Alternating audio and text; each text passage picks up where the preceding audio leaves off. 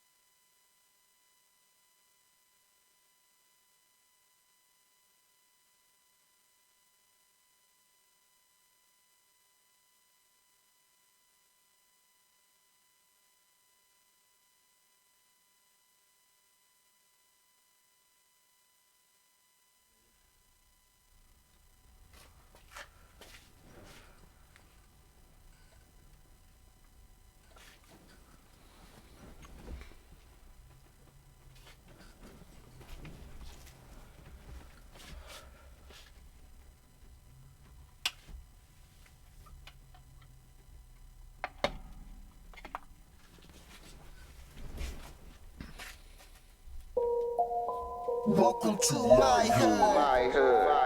Where ain't nothing normal. You can take a walk in my hood. Where everything paranormal. Everything paranormal. If you're scared of dying, we got something for you. Open up the door, you can be immortal. If you really try to ride, step into the buckle up. I'ma show you where it's at. We gon' burn a couple blunts, we gon' pop a couple caps. I ain't talking about 4-5s from the strap. Psilocybin driving, so we headed off the map. What you know about?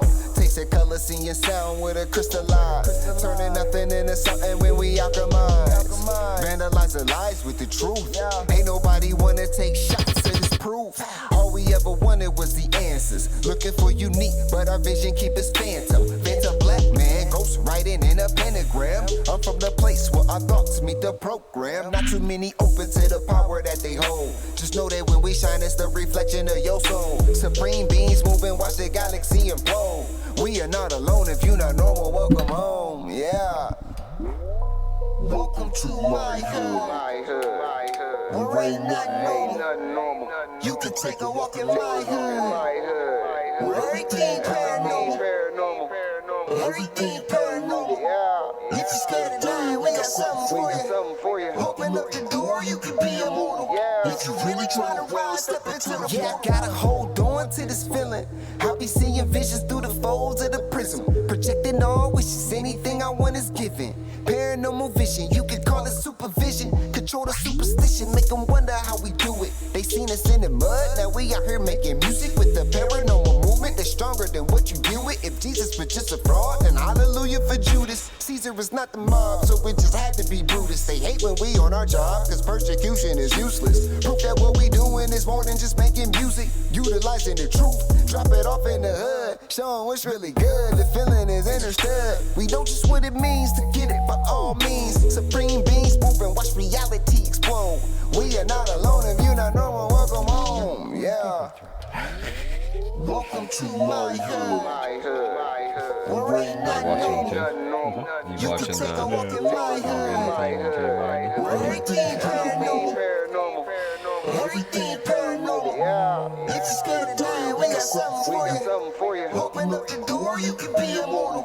If you really try to rise, step into the portal. That's our theme music. Every good heroes should have theme music. Shout out to SOTOV, Supreme to the Ohio Valley. Welcome, foolish mortals.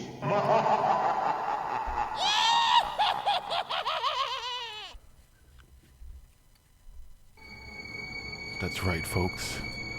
For the last 6 years, every Thursday night, the crew, the hoodies over at Paranormal Hood, has strived to bring you a different brand of paranormal talk. Hopefully we have been successful. And now, as we dawn into this new year, we look for more hard-hitting evidence and guest investigations, not only of paranormal nature, but of anything that we can find.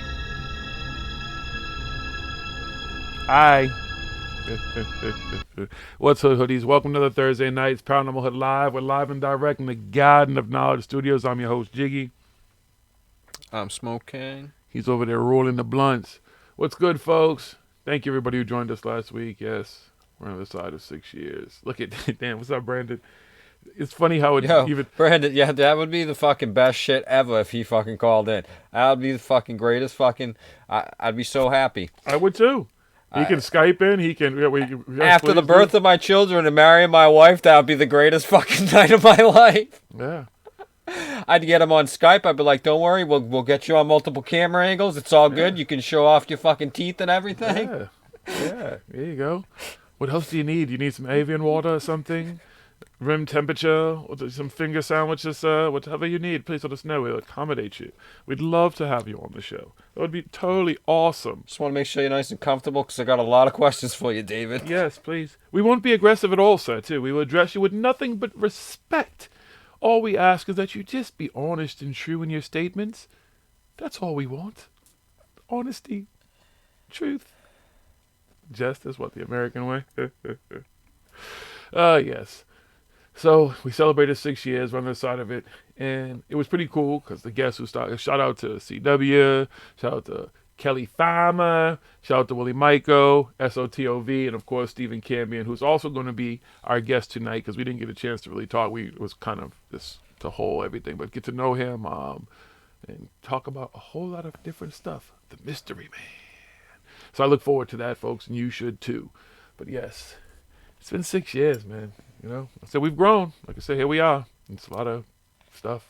I have to go back and go listen to some of the older stuff. I don't even remember most of it. And just listen to what we were talking about and then to see where we're at. And like, yeah, I get it. You grow. You learn. That's what you're supposed to do. You're supposed to investigate. And folks, that is what we do. We investigate. We've got a Scooby van. No, we don't have a Scooby van outside. Should we get a Scooby van? Would that make it cooler? Like a mystery mobile? Wasn't that what it was called? I was thinking that because I saw one I saw like a VW See, that's what we should do. van the other day that was like for sale and shit, and I was like, oh man. Oh, but you know what would be the best part of it, too? That'd be so fucking awesome to buy. Because it would be just like that show, though. Because remember how at the end of the show was always, oh, it's Mr. So-and-so. You gets the human you. Ooh. Let's find out who this blue avian is. Oh, it's Corey Good. Oh, David Wilcox. Oh, Emery Smith. Oh, wait, and the little one is Jordan Sather. Oh, yes. We've solved another one. And we got Scooby snacks. You can make Smoke King snacks. We'll call it the Smoke King mystery. How about even that, okay? We can make Smoke King snacks. And like, we can do all that stuff. Cool. What y'all think? Y'all with it? What's up, folks? Everybody in the chat, how you doing? Brandon Young, Out of Mind, Omar Corona. I don't know what else is in there. Just shouting everybody out. It's going to have some fun tonight. Have a nice conversation. Y'all know how we do. We're going to smoke a lot of weed. have a great open conversation, and talk all things paranormal. We're going to get to know our guest tonight, let him tell us about himself. And he's definitely a big part of a group of people who work hard to still investigate, still live their lives, still go about their daily business and stuff, not hurting anybody, but diligently doing research and investigation into a lot of this stuff. This is what I don't get, is that people get mad that folks like Kim, folks like CW Chant, even we do, Uni Rock, there's a whole lot of people, Joe from the Carolinas, you can go on a list of people, Brandon Young, there's different people and new people who I'm learning every day, so don't take offense if I don't shout you out. We're learning who, some of the players are, even some of the newer people, some of the people who are into this, but that to be mad that people are actually, because this is what we do. We're into the paranormal. We're into ghosts. We're into UFOs. We're into Bigfoot. We're into all this stuff. So you're supposed to try to figure out what's real. And don't get mad, because there's a whole lot of motherfuckers who just ain't sitting around buying y'all's bread. We ain't drinking no Kool-Aid. We ain't waiting for the Hellbop comet to come around again so we can put on some fucking sneakers and go drink some shit and wait to die and ascend and shit. These motherfuckers are. And as I kindly keep telling y'all every week, in case you didn't hear me, in case you're listening now, all you motherfuckers who want to ascend in 5D and triple D and go get the D, you motherfuckers, y'all can go get the D all you want. And want to ascend and all type, bye. Y'all can leave. No one's holding you back. There's no one. I don't want you to stay. If you feel like you need to leave and go, you should absolutely do that. Be gone. Have fun. See you later. Okay? All right. Just want to make that point. We'll make it again a few times tonight, just in case y'all will forget. Because I know there's always those random people who, for some reason, I guess, just happen to pop in and want to watch and don't say anything. And I guess they go back and report. So report that. Run tell that. Okay? Y'all can go ascend. Bye. Have fun. I'll help you pack your bags. I'll drive you to the Ascension Airport, wherever it is, the Ascension Port, wherever that place is you need to be. I can drive you there if you need a lift there and everything. No problem. Okay? Not lift like lifty, like a L-I-F-T, old school lift. Like I won't charge you. I'll take you to your Ascension spot. Okay? All right. All right, so let's get into the show, folks. If anybody doesn't know how we've been doing this for the last 6 years, let me get some tense music going here. We here at Paranormal Hood spend those 6 days in between each show researching, spending our time looking for that weird, that strange, that odd, that different, that not necessarily mainstream news. Now, the news could be here on Earth. And yeah, I said Earth, motherfuckers, E-R-F. That's how I like to say it. I just spelled it the other way. I like Earth. It's my shortcut. Or maybe it's up to the moon where I say Michael Jackson resides. He's still alive and performing. He's about to do his nightly performance right now. Or maybe it's up to Mars, the supposed red planet. Or somewhere beyond. Someplace out there that we don't know exists. Things that are out there that are going bump in the night. But if it's out there, and it's making any kind of a noise, any kind of a rumble, we will find it. And we bring it to you every Thursday night on this part of the show that we simply call Smoke Kings Paranormal News. You don't even hear all the dramatic shit I'm playing. You don't have the headphones. It's pretty good though, right? So Smoke King, what goes on in Omniverse, Universe, Multiverse, Simmons, Batman versus Superman, Justice League versus DC versus Marvel? Any? I got some stories too. I got some too, but I pulled up the Project Avalon Truth About Corey Good thread. Uh-oh! We don't want to read that. It's kind of long. All right, let's see. We'll start off. I don't know if Cool K's in there yet or not. Anybody in Canada, this one's for you. Almost 1,000 Canadians report seeing UFOs last year. One of Canada's top ufologists breaks down all the times Canucks saw unidentified flying objects in 2018. Dun, dun, dun. You know what that means? They're here.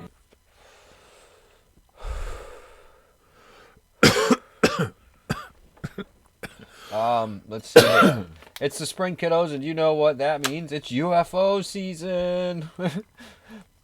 And for the 30th straight year, Chris Rotowski and his private research group of ufology research studies studiously chronicled all the times Canadians reported encountering some sort of unidentified flying object in the last calendar year. The Winnipeg-based team concluded that in 2018 there were 937 UFO sightings countrywide, which is actually low compared to the last few years. On top of that, the year also scored a 4.4 on the strangeness scale. More on that later. Oh, boy. They're here. I can set it up if he really does want to do that in the chat. What? I don't know what you're talking about. What Brandon's saying. Rotowski, one of Canada's premier UFO researchers, has written several books on the subject. Says that the process of chronicling every reported instance in Canada is a difficult one. Myself and my colleagues, we do have to go through every single case and look at what's available regarding a report. When you have about 1,000 cases every year, that tends to eat up some time. It's definitely the less glamorous side of the X-Files. In their survey, the group classified UFOs as an object seen in the sky which its observer cannot identify. They get their data from witnesses, other researchers, and large paranormal research groups like MUFON, online forums dedicated to UFO and the unknown, and data from Transport Canada and the Department of National Defense. The province with the most sightings was Quebec, with 41% of the total UFO viewings and 25% of Canada's population, and a typical encounter would last about 16 minutes. Wow. Damn. They're hanging out there in Quebec, huh? They get it for 16 minutes? Everybody here only gets it for like 30 seconds, and it just blurs and they fly by. No one ever has time to go. Sorry. The majority of the encounters took place in the summer, and one would expect at night. While roughly 3 UFO sightings per day might seem like a lot, most weren't, shall we say, exactly worthy of Mulder and Scully. They're much less spectacular than the people see on TV and usually hear about. Typical UFO sighting is simply a light in the sky. People will just report seeing something that doesn't look like an airplane, doesn't look like a star or satellite. They want other people to know about it and reassured they're not going crazy. Okay. Maybe we need to go to Canada and go do some ufology exploration. That's not to say that there weren't any interactions that stood out, though. Rotowski said on September on Cape Sable Island off the coast of Nova Scotia, a whole bunch of people saw a balloon-like object floating against the wind. Witnesses who captured the object on camera insisted the object differed in characteristics of a balloon. Another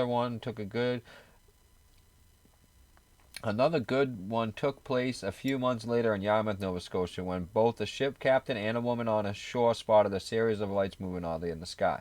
So these two separate witnesses saw an unusual series of lights moving over the sky, and when it was reported, it was found that Transport Canada made 3 primary radar returns at the exactly that location and at exactly that time. That's nothing that happens every single day.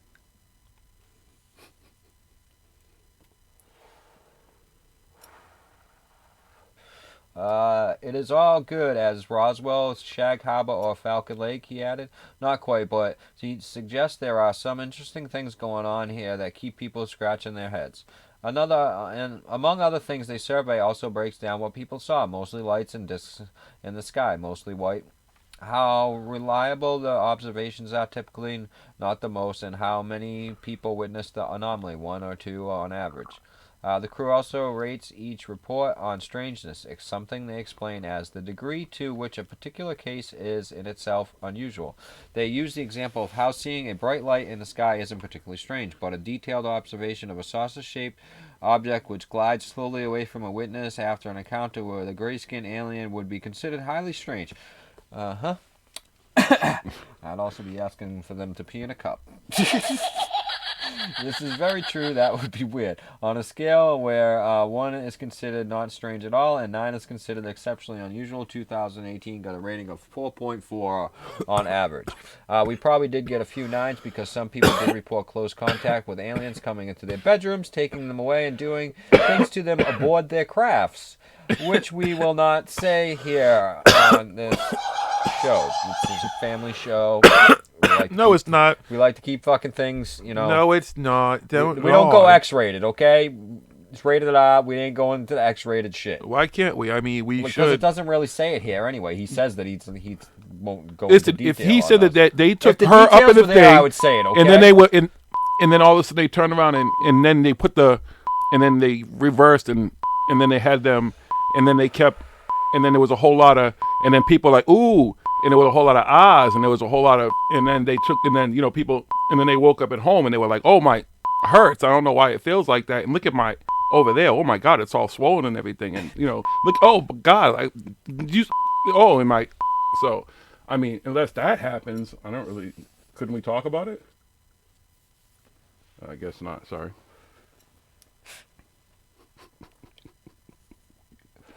Is that the end of that story? Nope. Hold on. There we go. All fixed. All right, Rutowski and his gang showed I'd find an explanation for many of the cases as they can. Maybe it was a drone, the space station flying overhead, or search and rescue operations happen nearby sometimes they just can't find an explanation. This year, about 5% of the reports couldn't be explained by the crew. At the end of the day, while we can't absolutely say that there are aliens visiting Canada, we can say there is a phenomenon that persists and being reported by a good Canuck of the population every year. And every now and then somebody gets lucky. Me so horny, me love you long time. And that's the end of that one. Aliens take you up there and they're all up in you, just doing things to you. And Let's see. I got a good one here. All right. I'm going to jump in here if you don't mind. Go Give for me a it. second as it loads. Man arrested after calling 911 about an axe-wielding Sasquatch on the attack. Oh, shit. God, Bigfoot's arming himself. Yeah, he's getting tired. You motherfuckers talking about killing him and shit. Putting him in cages, hunting him and shit. You think that motherfucker was going to fight back? Let's see how Hide your Bigfoot women, fights back. hide your kids. In a bizarre story out of Oregon, a man claims that he was attacked by a Sasquatch armed with an axe. According to a local media report, Timothy Drennan frantically phoned Klamath County 911 earlier this week to report that someone wielding the worrisome weapon was trying to assault him.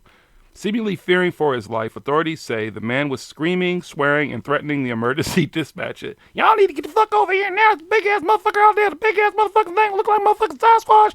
Sorry. However, when cops arrived on the scene, Drennan's account of the incident took a rather strange turn. I'm sure it did. According to police, it was then the man revealed that it was not a person who had attacked him, but a Sasquatch. Unfortunately, as you may have surmised by now, since we'd otherwise be telling you a very different story, the legendary cryptid was nowhere to be found, and it seems Drennan offered no other details about his encounters, such as why he exactly Bigfoot tried to attack him with an axe. Despite being in the heart of Sasquatch country, the police apparently did not believe Drennan's story, perhaps because he was allegedly able to escape the axe-wielding creature unscathed, and subsequently arrested him for filing a false police report and improperly using 911. Making matters worse for the man, it's likely that the only way for him to beat the charges would be to produce the offending Sasquatch at trial. And considering the difficulties that cryptozoologists have faced when it comes to capturing the creature to date, we're doubtful that Drennan will be able to nab the star witness in his case. Okay, then. Okay, I guess.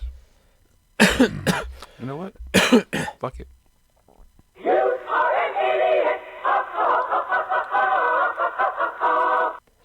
I was so high I forgot to work my motherfucking thing for a You're second. an idiot. Yeah, I am, right? Epic fail. You are an idiot. Now, what if that dude did produce Bigfoot trial? Then what would they do? I don't know. All right. What do you think? All right. Oh, where'd it go? Here we go. Loch Ness Monster in the news again here. That time of year. y'all. Silence, Earthling! Getting warm over there in Loch Ness. Teenager thinks he has proof that the Loch Ness Monster exists. Every now and again, we get stories of Loch Ness Monster sightings. People are just so invested in seeing a creature that doesn't exist, aren't they? Unless just maybe it does actually exist. Well, today brings us some evidence that is definitely legit. Well, it might be. Maybe. Possibly. Could. Who's to say? Anyway, Matthew DeMoco reckons that he has the clearest proof that a Loch Ness Monster exists. Not only that, but it is clear... It also clearly enjoys the odd holiday here and there because the suspicious-looking creature has been spotted in a river in Canada. Who would have thought, eh? He must get up and walk on land because there's no way out of that loch. Not for a creature that size. But see, but Bigfoot's a magician. Maybe Bigfoot can disappear. But it's not Bigfoot. It's the Loch Ness Monster. Nessie. Maybe Nessie. Maybe she's like beat me up, Scotty. Like she's got a tricorder, maybe. Maybe. So Matthew, 17, reckons he has captured the elusive aquatic beast on camera swimming in a river some 4,000 miles away from Loch Ness in the Scottish Highlands. The teen was on a holiday in Banff National Park, Alberta, Canada last week when he saw what appeared to be a fabled creature swimming through the river. The university student from Florida saw a long neck protruding out of the water and quickly managed to snap 2 pictures. It's a fucking stick. I mean, seriously. And it's not even that big. I mean, you can clearly see. Oh, jeez. Look at that. Is that a baby Loch Ness? Like, look at that. It's fucking mini Loch Ness. What the fuck is that shit? God damn, this is... suck. Yeah. The fuck is wrong? I gotta get the fucking shit working so we can put the stories up on the screen and everybody can see the pictures of this fucking shit. I definitely gotta do that. Yes, I gotta get that fucking working. You are one pathetic I need a loser. fucking Jamie look it up guy fucking over here that can work everything and whatever. Anyway, so back to this fucking bullshit fucking Sasquatch. I mean fucking Destiny. You know you got me calling Nessie Sasquatch too. Stick. He said, all the hairs on my body went up as I became astonished as what I saw in the water. I recently took a trip to Alberta, Canada for my sister's 16th birthday to see wildlife. It was when admiring the beautiful view in front of us when I spotted this strange creature. A fucking stick in the water. Like, how we could fucking mistake that for the Loch Ness Monster? The thing is fucking tiny as fuck. First of all, it doesn't even look... It's literally like next a pond. to... It looks like... No, if you look at it, it's a river. You see that? Oh, okay, all right. Okay. It's literally next to the rocks like this big. And then the stick is about the size of my arm sticking up like this out of the water. And there's a pile of rocks. They're all like this big. You can clearly make out, like, you know... Breathe. You're an idiot. Let's see. I immediately took photos after elevating them. My sister and I evaluating them. My sister and I responded with the same conclusion: the Loch Ness Monster in Canada. I made no hesitation to rush taking my camera and capture photos. My sister ran off to the rest of the family to bring them back while I stayed and looked. Reports of Nessie date back to the 6th century Scotland, but most famous account came after an iconic 1934 surgeon's photograph, which we know is bullshit. Matthew claimed that he has taken the most accurate picture of Nessie, adding, I have what I believe to be the most accurate photos of the Loch Ness Monster. Nessie was near the rocks, near the shore, 1933 as she photo. rose a Sadly, few my inches from the parents water. and sister did not make it in time before the creature disappeared below the surface. That fucking stick didn't fucking go anywhere. It was a stick. It was a damn stick. It definitely looked like the Loch Ness Monster. The images show what appeared to be a long, thin neck poking out of the water. Exclusive proof. Long? If you think this is long, then yeah, okay. It was most likely a periscope of a submarine, a mini-sub. Aliens in a mini-sub using their periscope to find their way around the shore as they landed, beginning to take over the earth. Nessie. Y'all can see this picture. Y'all laugh your asses off. I've posted. It's on our face. If you're on Facebook, just go to the Facebook fan page and it's on there. You'll see it. You got it up there? Yeah. All right. We'll get it on Twitter and Instagram too. Is there more to this stupid story? That one's done. All right, because I got one. You got one over there? All right. Okay, because this picture is hilarious. Okay, this picture of a moth is going viral because people think it's an angel. A man in Michigan claims he captured proof. Oh, but hold on. For your stick photo, by the way, fucker.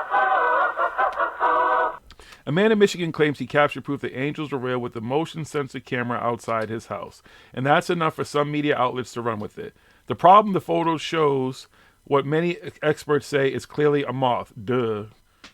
This thing has been around for fucking ever. Glenn Thorson, the fire chief for the city of East Jordan, says he was blown away by the miracle that mysteriously appeared above his truck in 2 frames shared from a nighttime security camera.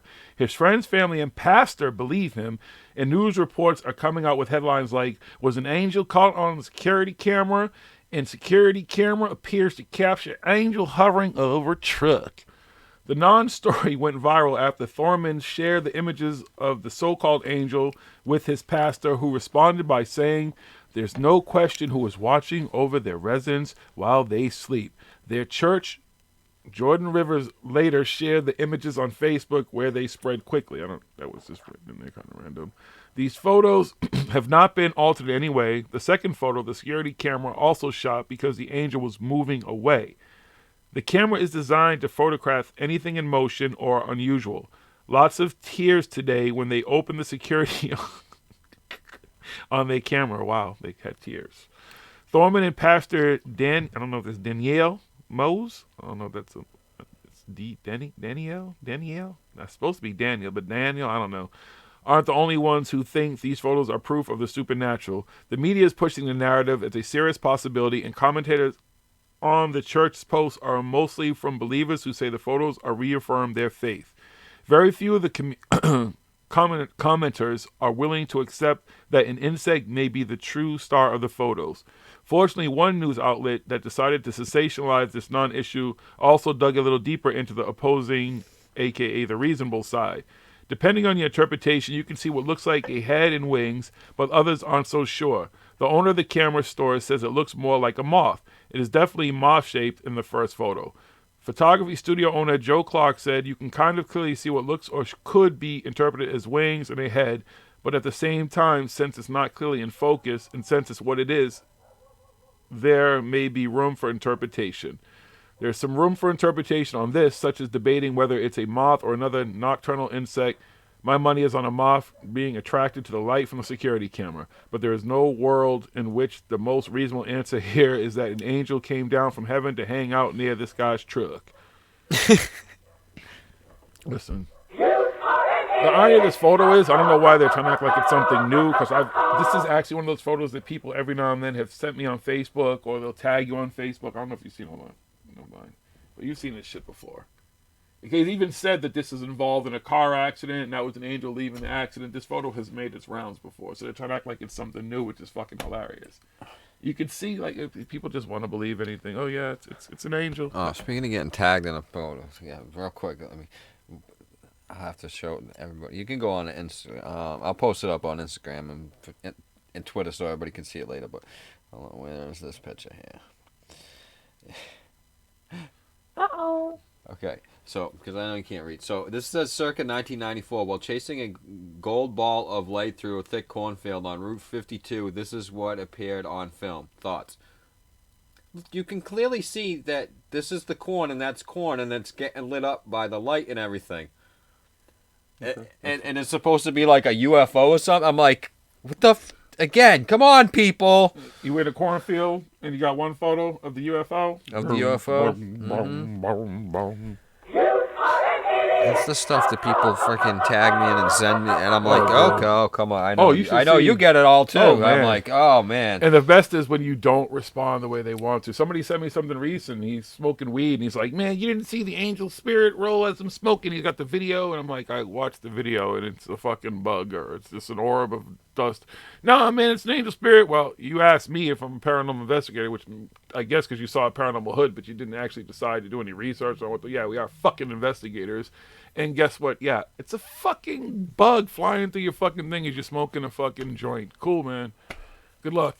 I hope that spirit animal, maybe it'll help you ascend. Maybe it's there to help you ascend. You can leave with the rest of these fucking fake woo-woo ass motherfuckers. Can you woo-woo-woo? Can you woo-woo-woo? You like that? You get a kick? All right. Thank Where you, did it Jeffrey go? There it Osborne. is. All right. This one's great. I can Palladian UFO photographed over Italy goes viral. Is it a warning signal? Oh, shots fired. It's on its way. Here goes the woo magic. In the Italian city of Lecco, The coco. witness Coco to a bizarre event featuring what some believe to be an advanced Palladian UFO. How the fuck I mean... This isn't a Scott C. Warren, but it's fucking got Scott C. Warren written all over it because this dude just fucking guesses at everything. Yeah, that's a Palladian craft, and that's a fucking Arcturian, and that's a fucking... If you go to enough of the conferences, you listen to enough of the people on YouTube, you can identify what the Palladians are too. Okay? Mm-hmm. Okay? Yep, I'm sure. Okay. You can do it too, okay? I've done this before on fucking Instagram. Remember, I posted up that picture and I said, fucking, which one's Anunnaki? Because 90% of the people who fucking believe in the Anunnaki fucking can't even fucking tell you what an Anunnaki looks like. If you watch V, everybody knows they're the reptilians. They look like reptiles. So anything that looks like a reptile that's tall and everything. If you listen to that's this dude reptilian. over here, they look like this. And if you listen to this dude, they're the fucking tall winged fucking Sumerian dudes. No, aren't and they you the listen tall to whites? you listen to this dude, No, they're grays. They're the fucking elongated skull fucking people. And if you listen to this dude, they're the fucking Adamites. They're everything. They're fucking everything. So anyway, photos showing what appear to be an interdimensional craft. And now it's an interdimensional craft. Interdimensional Pleiadians. Shit. Got you. Oh, shit. Right, Hovering right. over the picturesque city have captured the attention of UFO enthusiasts all over the world and are cited as clear evidence of an alien intervention. Oh, yes. The controversial images were taken on November 2nd by Giuseppe Filipponi and posted on Facebook the following day. They were viewed by thousands and quickly went viral. The images show an enormous translucent craft through materialize in the sky, traveling through an interdimensional... And now there's a portal, too. Oh, fuck. This story just keeps getting fucking deeper and deeper. There's portals, Well, so interdimensional Pleiadians. been described. The perplexing craft has been... It was perplexing. Ew. I didn't understand Hold it. on. The story is... The perplexing craft then began to deploy a number of smaller orb-type devices or entities. The drones. Uh-huh. These smaller orbs appear as spheres of light and are believed to act as the UFO surveillance drones. The sighting elicited numerous and diverse reactions once again, proving that the subject is open to discussion. Is that it? There's more? Nope, that's it. Okay, can I? Yeah, that's fucking, can I? I mean, just...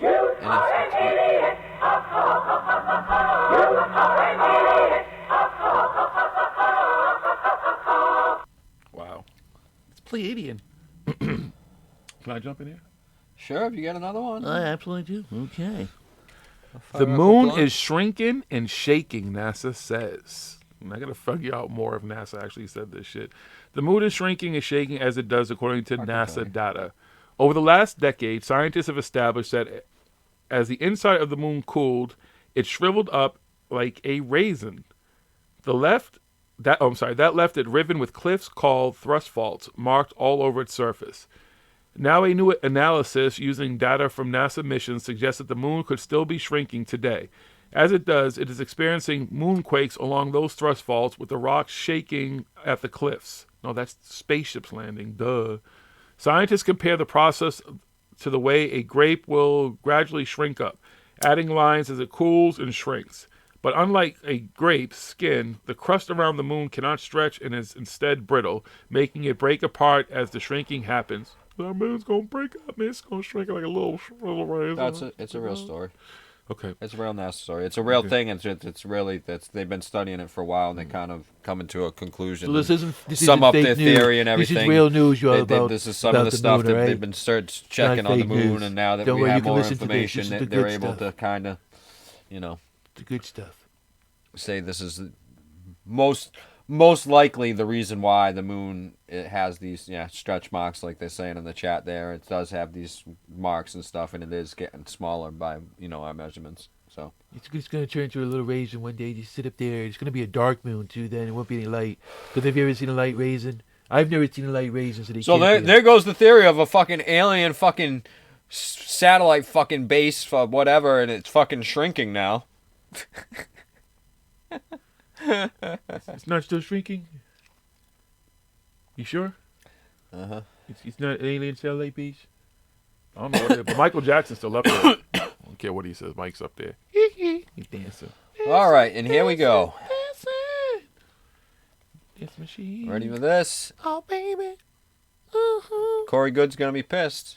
Systematic. David Wilcock, all these guys are gonna be pissed because you know what? Uh-oh.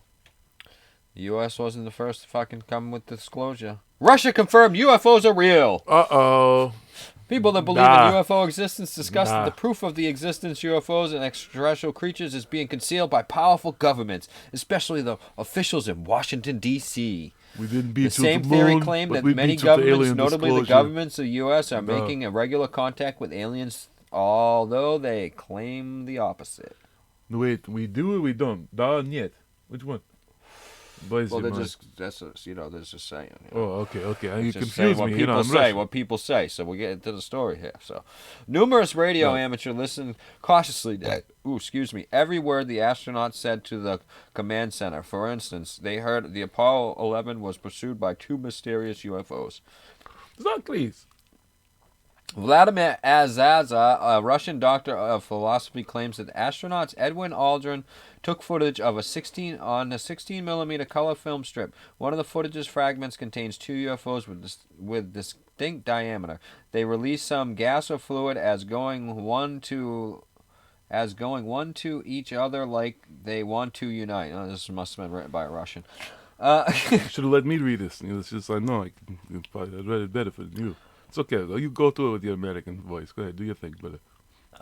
Proceed. Evgeny Arashon, a Russian astronaut, says he doesn't understand where is the need of hiding this astonishing UFO phenomenon when we all know it exists in real life and it is not associated with the defense systems or with aliens. Okay, so what's it associated with?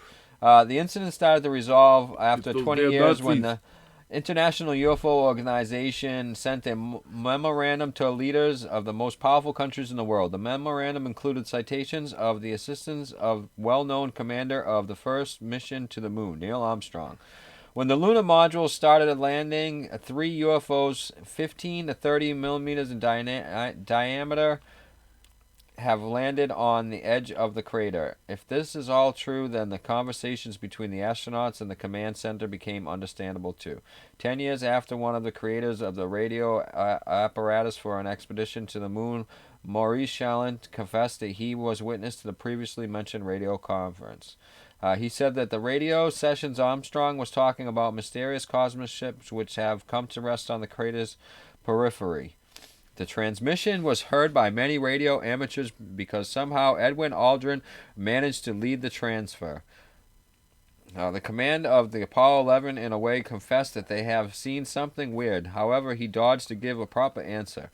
The truth is almost every astronaut on the mission was part of the military Air Force and they were aware of the Ministry of Defense's rules. The military members spreading any UFO information are subject to the Espionage Act.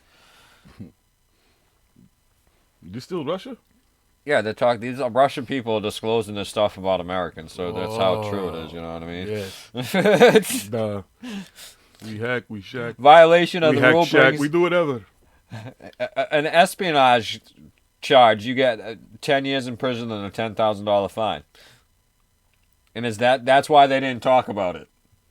So this is why the astronauts and stuff, they don't tell you that there's aliens because, they're worried about a $10,000 fine and 10 years in prison.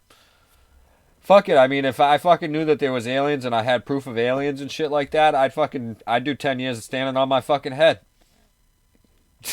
You do what? 10 years? Fucking nothing. Because you knew there were aliens existed?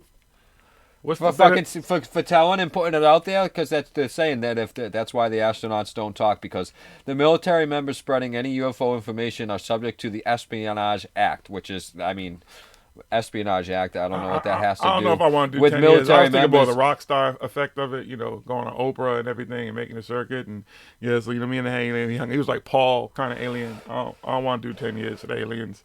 Because then So- you get out, what happens? They still don't believe you. No, well, that's the violations of the rules being up to 10 years in prison and a $10,000 fine. So depending And they on gonna take my money? so depending on the case, because you'd be so super famous, you'd have all these lawyers and stuff, and you'd end up maybe getting Johnny a Cochran's ghost You'd end will up come in. having to pay a $10,000 fine maybe, and you know, a GoFundMe account. Everybody Right. would be fucking like, oh sure, we'll fucking keep the lights on for you, dude. Cool. Schwerd. Because you know, we put it out Nah. there as aliens. Yes, it's good. It's good. So in 1968, during the flight, the Apollo 8 crew, so it's basically the Russians just talking about a whole bunch of shit that they supposedly found out about, you know, all the U.S. missions to the fucking moon and space and shit.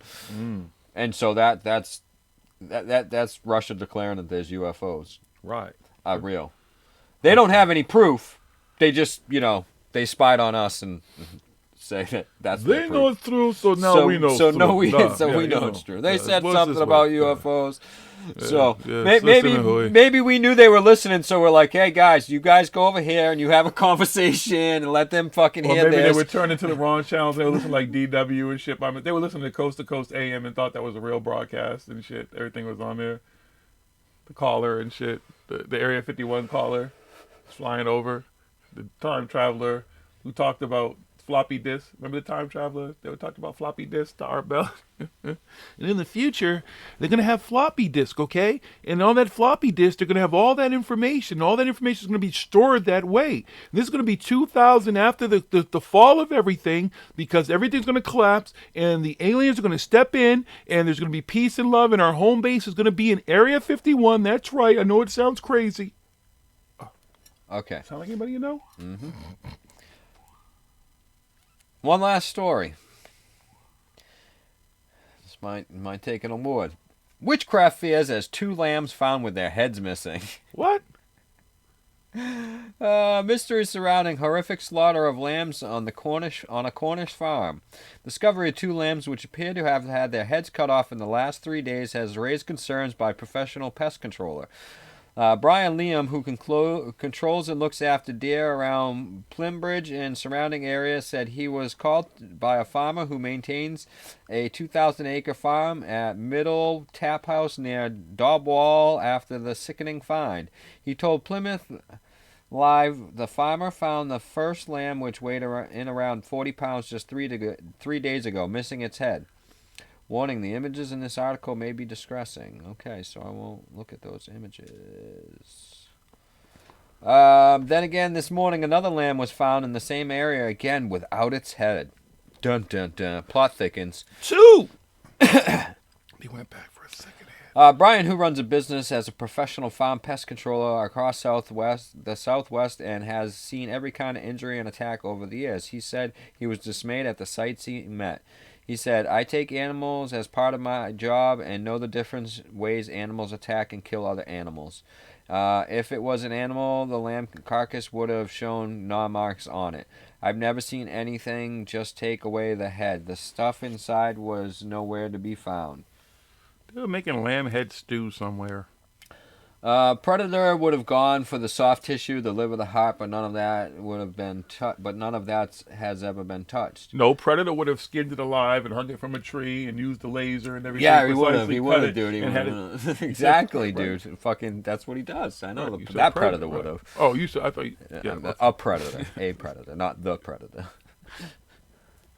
Could be a chupacabra. I was thinking that too. So chupacabras Possibly. only eat heads? They rip the head off and they suck the blood out. I don't know. I've had situations where lambs have been killed by foxes, but these weren't baby lambs. These were ready to go to market. They were almost as big as an adult sheep. They weren't small. Worryingly, Brian said he did have his own suspicions about the cause. Uh-oh. Suspicions. What are these suspicions? He said, I do know that there have been cases where sheep's heads have been used as witchcraft rituals. Bum, Duh, bum, duh, bum. duh. The farmer told me there was not much blood at the scene where they were found. He's got about 2,000 acres in the area, but both of these lambs have been found in the same area. There was no woodland nearby, and the land these headless bodies were found is only about 100 acres and completely surrounded by roads on all sides. I've contacted the wildlife liaison officer at Devon and Cornwall Police, but it's a mystery to me. Regardless of what people say, I don't think an animal did this. Dun, dun. What do you think? Jennifer Hastings thinks it's a satanic ritual, maybe? I don't know. Possibly. I don't know. Chupacabra. Maybe it was Mothman. I don't know. Maybe if someone's cutting the head off because they're going to cook something with the rest of the body, just separate the head first. And No, they left the body and they took the head. The head's making gone. some head soup. The head's gone. They can't. The heads are nowhere to be found. The bodies are there. The heads are gone. So maybe they're making some, I don't know, fucking sheep head soup. Maybe fucking. Maybe they wanted the skull for some shit. Some fucking cheese head. Yeah. Some Skull for fucking some idiot. satanic fucking witchcraft rituals. Or to hang on their fucking walls. It was a like member of the idiots do. satanic secret cabal, everybody. They're doing their dark magic rituals to keep us all enslaved. That's why you've got to go to my Ascension Mystery Schools. Pay $333 so it means something, which doesn't really mean anything. $666. No, because that's the mark of the devil, the beast. You're going to go to ASS Ascension Mystery School. And that's Learn it for the something. news this week. That be the news, folks. That's it. It's over. All right, we're going to take a quick break. Play a little music. Don't go too far. We're going to bring our guest on, Stephen Cambian. We're going to be talking all things every day. Magic, paranormal, and more. Don't go too far. We'll be back. It's Paranormal Hood.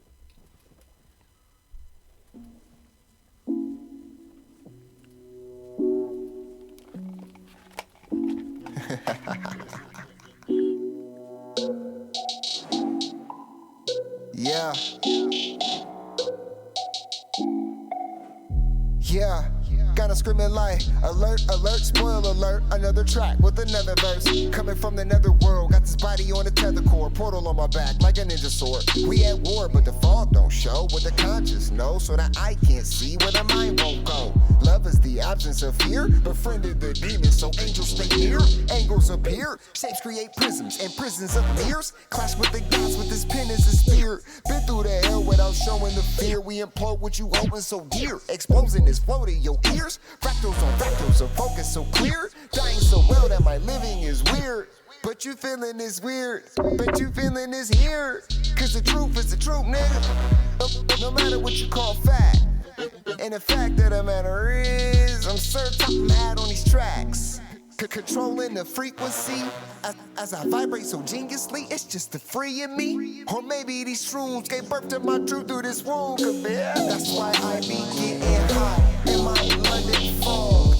Popping shrooms, rolling line in my London fog. That's why I be getting high in my London fog. My London fog. Fucking London fog. But it appears that the ancients were interested in the study of how to discriminate and discern which were the good angles coming in and which were the bad angles. In astrology they're angles or angels, and the language of angels is astrology. Yo, everything came from black, so we can put a halt to the races. The issue is awakening the mass population for removal of the faces. See, what you seeing is a matrix, so what you seeing is a womb with a full spectrum, bringing life when the ray hit. I can hear it like I'm hearing what my name is. I can feel it even running through my veins, and they made a maze for amazement. I took a prison and I turned it to a playpen. I am Christ in the flesh, fire in a fire-based body, pouring water on the earth when I air. It's all inside of me, what shall I ever compare? It's all surrounding me, what shall I ever draw near? They want me drowning, but fire and water put me in the air. All in that ether and gather as soon as I think and imagine it. They want me dead when I spit on this bitch, niggas rise up like Lazarus. That's fucking supreme, I'm programming dream while they talking that fabric. I will call audacious, revealing the faces on all of your savages. That's why I be getting high in my London fog. Popping shrooms, rolling lie in my London fog. That's why I be getting high in my London fog. Yeah, my London fog. Yeah, fucking London fog. If you do the discipline to get your aura into a geometry where the pine cones can kiss, which means you need to avoid electrosmog. Basically, the electrical definition of sacred space is the only place where your aura can unpack. And it's correct to call that the awakening, because it's literally the further and further propagation of your field according to the laws of phase conjugation.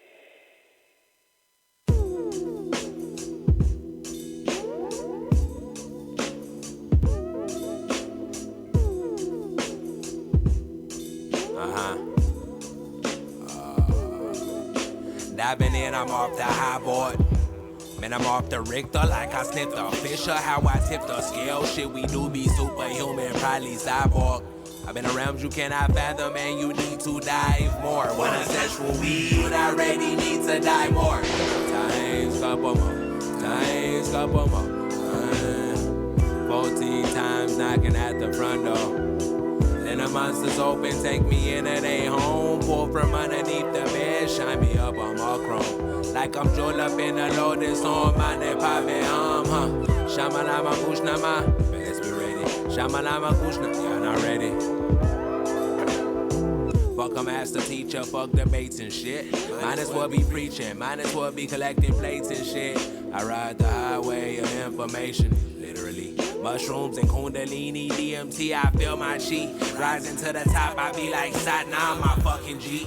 Guru, guru, guru, Naga watch me notch my stature up. Guru, guru, guru, guru, watch a Naga level up.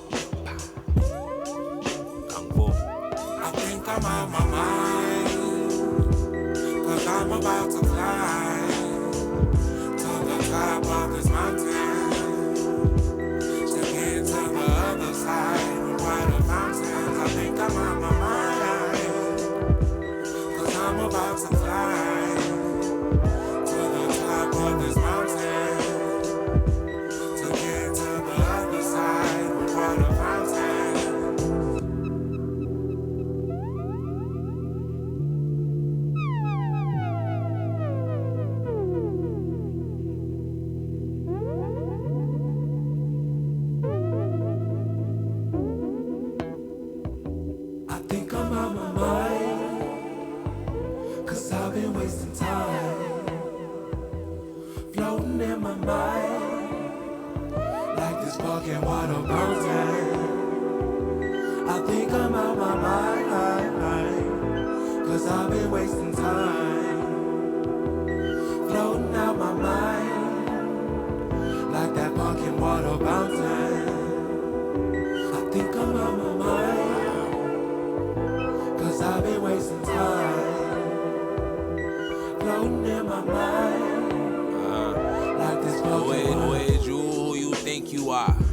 All that gas got you burning like a speeding star.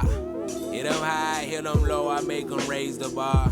Use a chicken, no limbo, see how much I break my back. But it's cool, I made a gold, I get the pot, fuck the bag. I'm just floating on this rug, smoking bud, doing match. How I'm floating on this rug, full of fungus, 'cause it's magic. When you beat me, give a hug, show me love, man, that's family. I think I'm out my mind, 'cause I'm about to fly top of this mountain, to get to the other side with water fountains. I think I'm on my mind, 'cause I'm about to fly to the top of this mountain, to get to the other side with water fountains.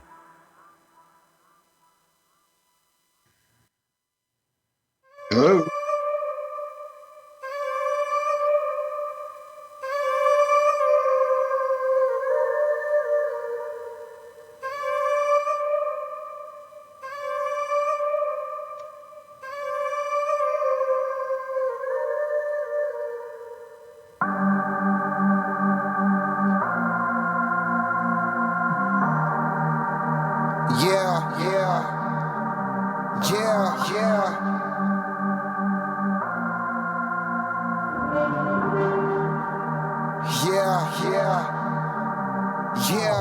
Look at me, I'm the one that you came for. I'm everything you ever wanted, no change though. I'm the cheddar, the green, the guap and the cream, the bread and the butter, but man make the dough. I'm the reason niggas kill folk and make the lies that you call true. I'm the reason reason why they call troops and drop bombs on the land till they call truce. I'm the false truth. The American dream ain't nothing it seems until you believe and make me your king. Be slaved by me and these shackles are free. And they got diamonds, man, look how they bling. I'm the reason why they rap and the reason why they sing. And why niggas told gas just to jack everything. I'm your purpose for living, forget everything but my lies are our truth. Their lies are truth. If you conscious and alive on a ride, I'll provide you with truth. Just listen to the lies are our truth. Their lies are truth. Why you waiting on God to decide and finally realize it was all just a lie? I got my eye on you too, making sure you brainwashed through the YouTube. I'ma get your kids lost in the most views, show them how I boss move, trying to fit a guy's shoes. Spitting bars, no lawsuit, but when the consequences fall through, watch it all fall down till the goat don't move. As the violence ensues, I'll broadcast it all on the news and tell you there's no choice but lose. And tell you there's no voice but that of my own. If you value your own, stay quiet or get silenced like phones. I am all in your home. I control what you do, what to buy and consume. I make truth out of lies, and if you don't comply, I send Jacqueline Hyde to make sure that you die. Their lies are true. Their lies are our truth. If you conscious and alive on a ride, I provide you with truth. Just listen to the lies. Their lies are our truth. Their lies are true. Why you waiting on God to decide and finally realize it was all just a lie? How you living is a lie. What you dreaming is a lie. What is best, how you dress, the power is sex. Even every choice is different, false pretense. Because their lies are our truth. Their lies are truth. Why you waiting on God to decide and finally realize it was all just a lie? Say goodbye to everything you knew. You're now faced with the demon in you. I'm the evil that you try to hide. Those thoughts of suicide, homicide, genocide. I'm hated, it's more masochistic. Hades couldn't fathom this shit. I'm the reason why grip exists, bitch. Put me in the room with the purist. Betty coming out like Judas. Show me all the truth and I shoot it. Put holes in the honest man movement, cause the honest man stupid, yeah, the honest man useless. Ain't no money in the truth, and the love of money is my root. So as long as you dummies stay hungry for the bread like seagulls, I'ma spread evil on the wings of an eagle. I used to be arrows and olives, now it's money and power. I took heroes and scholars and turned them to villains and martyrs. I'm a limitless author. Watch you paint a pic so sick for the blood of your kin and the tears of revenge. Watch my masterpiece unfold in the end. Here, you can see it better if you sitting on these rims. And I'll give you all of this money so you can have all of the influence. And I'll think it's all just so funny cause I gave you the truth. Now look what you do with it. Exactly what I wanted. Keep fronting, hoping eventually it'll mean something. Cause when it's all said and done with, I'll remain to do the same to the next generation of lames that can't love. Their lies are truth. Their lies are our truth. If you conscious and alive on a ride, I provide you with truth. Just listen to the lies. Their lies are our truth. Welcome to my hood. Where ain't nothing normal. You can take a walk in my hood. Where everything paranormal. Everything paranormal. If you're scared of dying, we got something for you. Open up the door, you can be immortal. If you really try to ride, step into the buckle up. I'ma show you where it's at. We gon' burn a couple blunts, we gon' pop a couple caps. I ain't talking about 4-5s from the strap. Psilocybin driving, so we headed off the map. What you know about? Taste of color, seeing sound with a crystallize. Turning nothing into something when we alchemize. Vandalize the lies with the truth. Ain't nobody wanna take shots of this proof. All we ever wanted was the answers. Looking for unique, but our vision keep us phantom. Phantom black man, ghost writing in a pentagram. I'm from the place where our thoughts meet the program. Not too many open to the power that they hold. Just know that when we shine, it's the reflection of your soul. Supreme beings moving, watch the galaxy implode. We are not alone. If you not normal, welcome home. Yeah. Welcome to my hood. Where ain't nothing normal. You can take a walk in my hood. Where everything paranormal. Everything paranormal. If you're scared of dying, we got something for you. Open Open up the door, you can be immortal. If you really trying to rise, step into the I gotta hold on to this feeling. I'll be seeing visions through the folds of the prism. Projecting all wishes, anything I want is given. Paranormal vision, you can call it supervision. Control the superstition, make them wonder how we do it. They seen us in the mud, now we out here making music with the paranormal movement that's stronger than what you deal with. If Jesus was just a fraud, then hallelujah for Judas. Caesar is not the mob, so it just had to be Brutus. They hate when we on our job, cause persecution is useless. Proof that what we doing is more than just making music. Utilizing the truth, drop it off in the hood. Show 'em what's really good, the feeling is understood. We know just what it means to get it by all means. Supreme beings move and watch reality explode. We are not alone, if you're not normal, welcome home. Yeah. Welcome to my hood. My hood. Where Ain't nothing normal. You can take a walk in my hood. Where everything paranormal. Everything paranormal. If you're scared of dying, we got something for you. Open up the door, you can be immortal. If you really wanna rise, step into the portal. As you know, that's our theme music. Every good heroes should have theme music. Shout out to SOTOV. That song is available on all platforms. You can go get it. Bump it in the car, bump it in the shower, bump it wherever you want to bump it.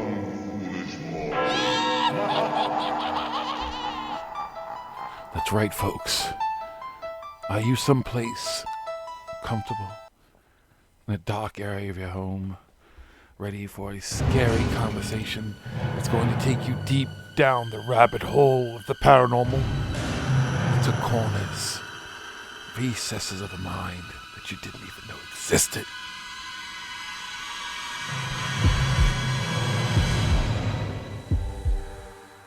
And I make it all fucking dramatic. What's Hood Hoodies? Welcome back to Paranormal Hood Live area. We're live and direct in the God of Knowledge Studios. It's your host, Jiggy. I'm Smoking. And carried over from our awesome anniversary show, we decided to have our next guest back with us because we got to kind of just talk about us and what was going on and everything, blah, blah, blah. But we didn't really get to know him. And I think it's awesome and important at the same time to get to know some of the people who are really the faces, the voices, the hardworking people who in this field are actually out there doing the some important investigating. You know, there's a lot of investigating that's going on. You know, we go and we chase ghosts and aliens and all type of stuff and everything, and that's just as important because that's actual investigating. But there's the other work behind it that people are doing that is shedding the light on a lot of the bullshit and the woo woo woo. Can you woo woo woo? They're just shedding the light on it. So Stephen Cambian, thank you, the mystery man, back with us. Thank you for taking the time again to, because I mean we rocked out too, man. I think what time we almost went to like 1 o'clock in the morning last week, right? Yeah. So we were deep down the rabbit hole, but like I said again, we didn't get to let you talk to kind of explain a little bit about who you are and stuff like that. So I guess we should say kind of start at the beginning if you want. You know, what got you into this stuff in the first place? Well, I think the biggest thing that I've been looking into for a long time. I'm interested in all the paranormal stuff, but majorly UFOs. I don't know. Maybe 10 years old, I was in the woods in New Jersey, and I saw a UFO right above the treetops. Could only be described as like a metallic, circular-shaped flying saucer. That's what I thought it was. That's what I still think it was. Do you think that flying saucer was aliens, or do you think it's something? You know, I still to this day don't know what it was. That place where I spent summers was right near McGuire Air Force Base. So part of me thinks it might have been some kind of a drone or secret project. But ever since I saw that thing, I've wanted to know what they are. And I still do. Doesn't everybody? Yeah, that's how I got started too. A similar thing of seeing a UFO when I was younger. You know, I don't know if it was alien. I don't know, whatever. I just know that I saw something. I can't identify. I can't explain it. So I'm not gonna say like everybody else. It's alien. So that's how you got started. And then from where did it go? Where did you go from there? Did you have any other experiences? How old are you? No, you know, I think that's really the only experience I ever saw where, I mean, everybody can see lights in the sky and things like that, but that thing that I saw was 20 or 30 feet above my head, and it was massive. It was probably like, well, I don't know about massive, but it was 100 feet in diameter, right above the treetops. And that's pretty much the only thing I've ever seen that I said that's not, just a light in the sky. That was very close. Seeing that thing very close.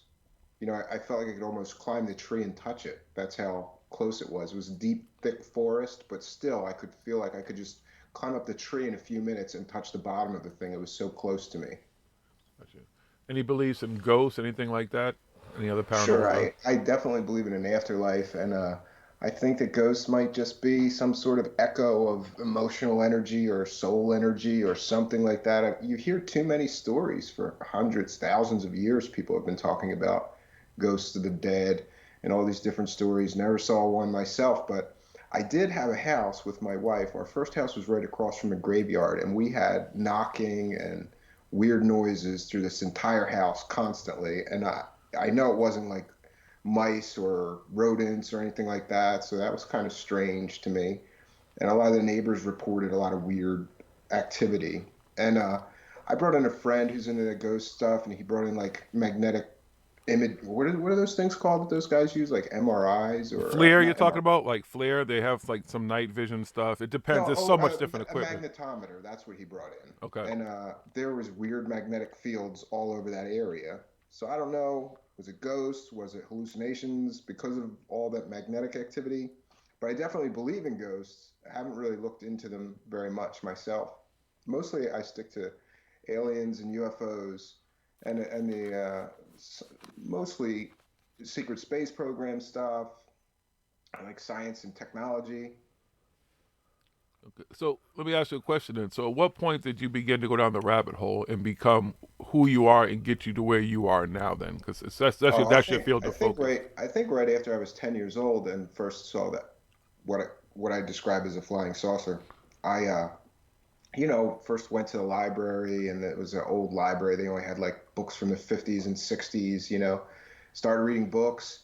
And then not long after that, I guess the Bob Lazar case hit, and that got me just lit up with curiosity. And I thought, now we have proof, Yes. At the time, I thought that. And just continued your work and stuff. Because I mean, it's the growth, the where you are now. It's so similar to most people. Like you have these experiences, you take the experiences, and you kind of read, you do your research as a kid and as a youngster, but you kind of put it away because there's all that middle stuff in between called life and all your experiences and stuff Yeah, too. absolutely. But Yeah, then, I kind of like, I didn't get really, really serious into this again until I started my show, because I kind of started the show thinking like, okay, I'm going to use the show as a passport to talk to all these people that I've read about, and I've read their books, and maybe I could talk to them in person and get more information, the people that I thought were credible or doing good work.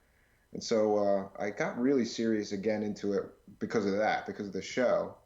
And now I just sort of follow everything news-wise related to the stuff, and constantly listen to lectures, and just trying to get to find out what everybody else has found out about it, because the jury's still out. What is it? Nobody's sure. Nobody knows yet. Nobody Keep on knows. searching. Truth is out there. So how long have you been doing your show now? I guess a couple of years now. Honestly, I started and I said, I'm going to do like 12 episodes and call that a season. And I think that was a couple of years ago, because I just kind of went, I don't want to do a show just to do a show. I have to have something good to talk about or good to report or have a good guest. So just kind of, sometimes it was like 5 months before I put out a show or something, Yeah, that's the struggle too, because we've had to create content. Yeah, And you be able guys, to talk. God bless you, Hold man. on, You hold have to on, do that hold every on. week, and I'm going to get a, I want to stress here, we are not David Wilcock and Corey Good. We do not create content.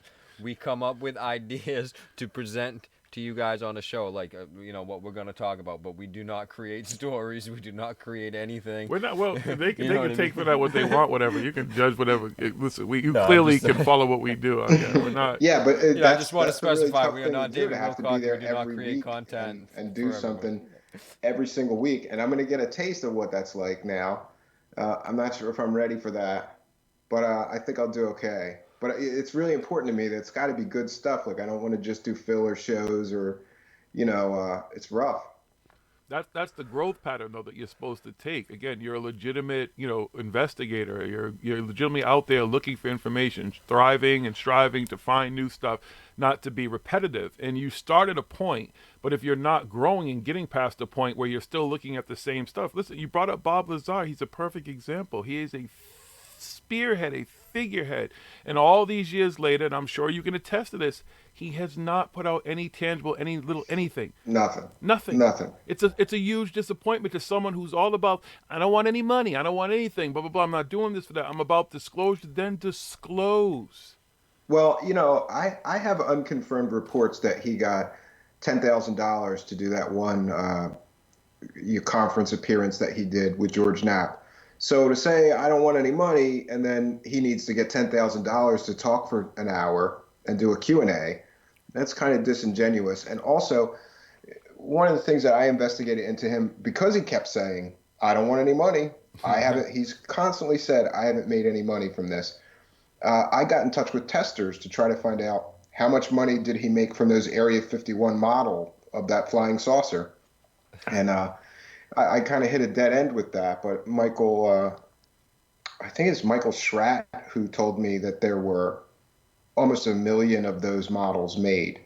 And at $29 a piece, he had to get a good chunk of money in royalties or design fees or something to make that model. So the story from him is always, I'm not out, I don't make any money from this, but he has consistently made money from his story. It'd be okay to make money if your story was legit, but here you are 30 years later telling the same story. Everything that you pretty much have put out there is easily debunked. I've gone back, the whole video with him and John Lear out there in the desert could easily explain his drone technology. You can easily say that this dude was possibly a janitor there, whatever, or maybe he did do some work there, but he wasn't doing anything on back engineered anything. They were just exploring. I'm sorry, go ahead. There's a guy called Solar Marshall who's in your chat room sometimes. I think he was here for the anniversary show, who's got the best work on Bob Lazar. He's got all this inside track stuff from John Lear and tons of documents. And one of the things that people don't know about that video is that they were apparently 30 miles away from wherever that test site was supposed to be. So if you're 30 miles away and you see a light in the sky, it could be literally anything. And his theory is that it was just the exhaust from a Janet airline flying into or out of Area 51. And people that live near there know those Janet airlines that take the employees in and out of Area 51 are going all night and all day. There's 10 or 12 flights in and out of there from those Janet. It could easily have been just the exhaust or a light on an airplane from 30 miles away, Right. And also, what a lot of people don't realize, if you listen really carefully, they're saying that thing made 90-degree turns. It's very apparent that somebody pushed the camera. You can hear somebody push the camera when this thing makes a 90-degree turn. So I'm skeptical of that video. If that's the best evidence you have, a light in the sky 30 miles away, and it's totally dark and there's just a dot, that's not evidence, Yeah, it's definitely not evidence. It's pushing their narrative, which she's been doing for 30 years, and it's tired. It's old. You got element 115, put it on the table. That's it. Just put it on the table at this point. Yeah. That's all people want. That's all you really. That's what you can That's how you can legitimize yourself. You want real disclosure, then disclose at this point. Other than that, and then you can make whatever money you want. You can make the circuit. Like I said, have a great time. Listen, if he really had the goods, I think he would be a multi-millionaire. And there's a reason why he's not. He's selling glow in the dark paint and stuff. That's what his company does. They sell glow in the dark paint and science toys. This is not a real. I don't know any real scientist who would be doing that. So I even dispute that he's a real scientist. His education doesn't check out. When I was a kid, that was my favorite case. It really got me excited and interested in this stuff. I thought, here's the real proof. But the more you look into him, I mean, the guy ran a whorehouse. Not that guys that run a whorehouse are disreputable, but I don't know that you can trust a guy that ran a whorehouse. What man ran a whorehouse?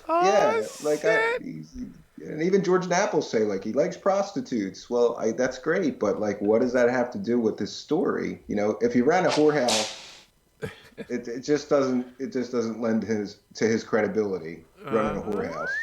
Yeah. And I've actually spoken to a few of the people that worked at that one that he ran or had some involvement with, and from all accounts, the guy was a bad pimp because he took all their money, like all their money.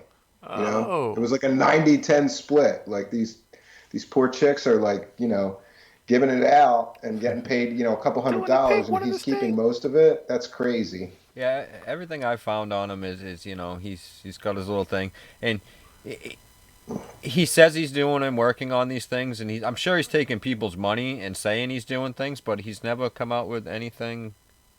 Like you said, there's nothing. It's, you know, it's, nothing. Oh, he's come out of some stuff. He's come a few times, but yeah, nothing good has come out of his work. So it's the same, you know, if he's taking the money from hookers and everything else, I mean, I'm sure he's taking money from all these people that have invested with him and everything for him to do work, and that he says. Yeah, there's a lot of people don't know this, but Bob Bigelow invested in some kind of company with him, and nothing came out of it. And Bob Bigelow just kind of, I don't know what happened to the money or how much Bob Bigelow invested, but that just went belly up shortly after it was started. So yeah, I don't know what happened to the money or how much money, but Bigelow's a billionaire, very interested in UFOs and that kind of stuff. So it's an interesting part of the story.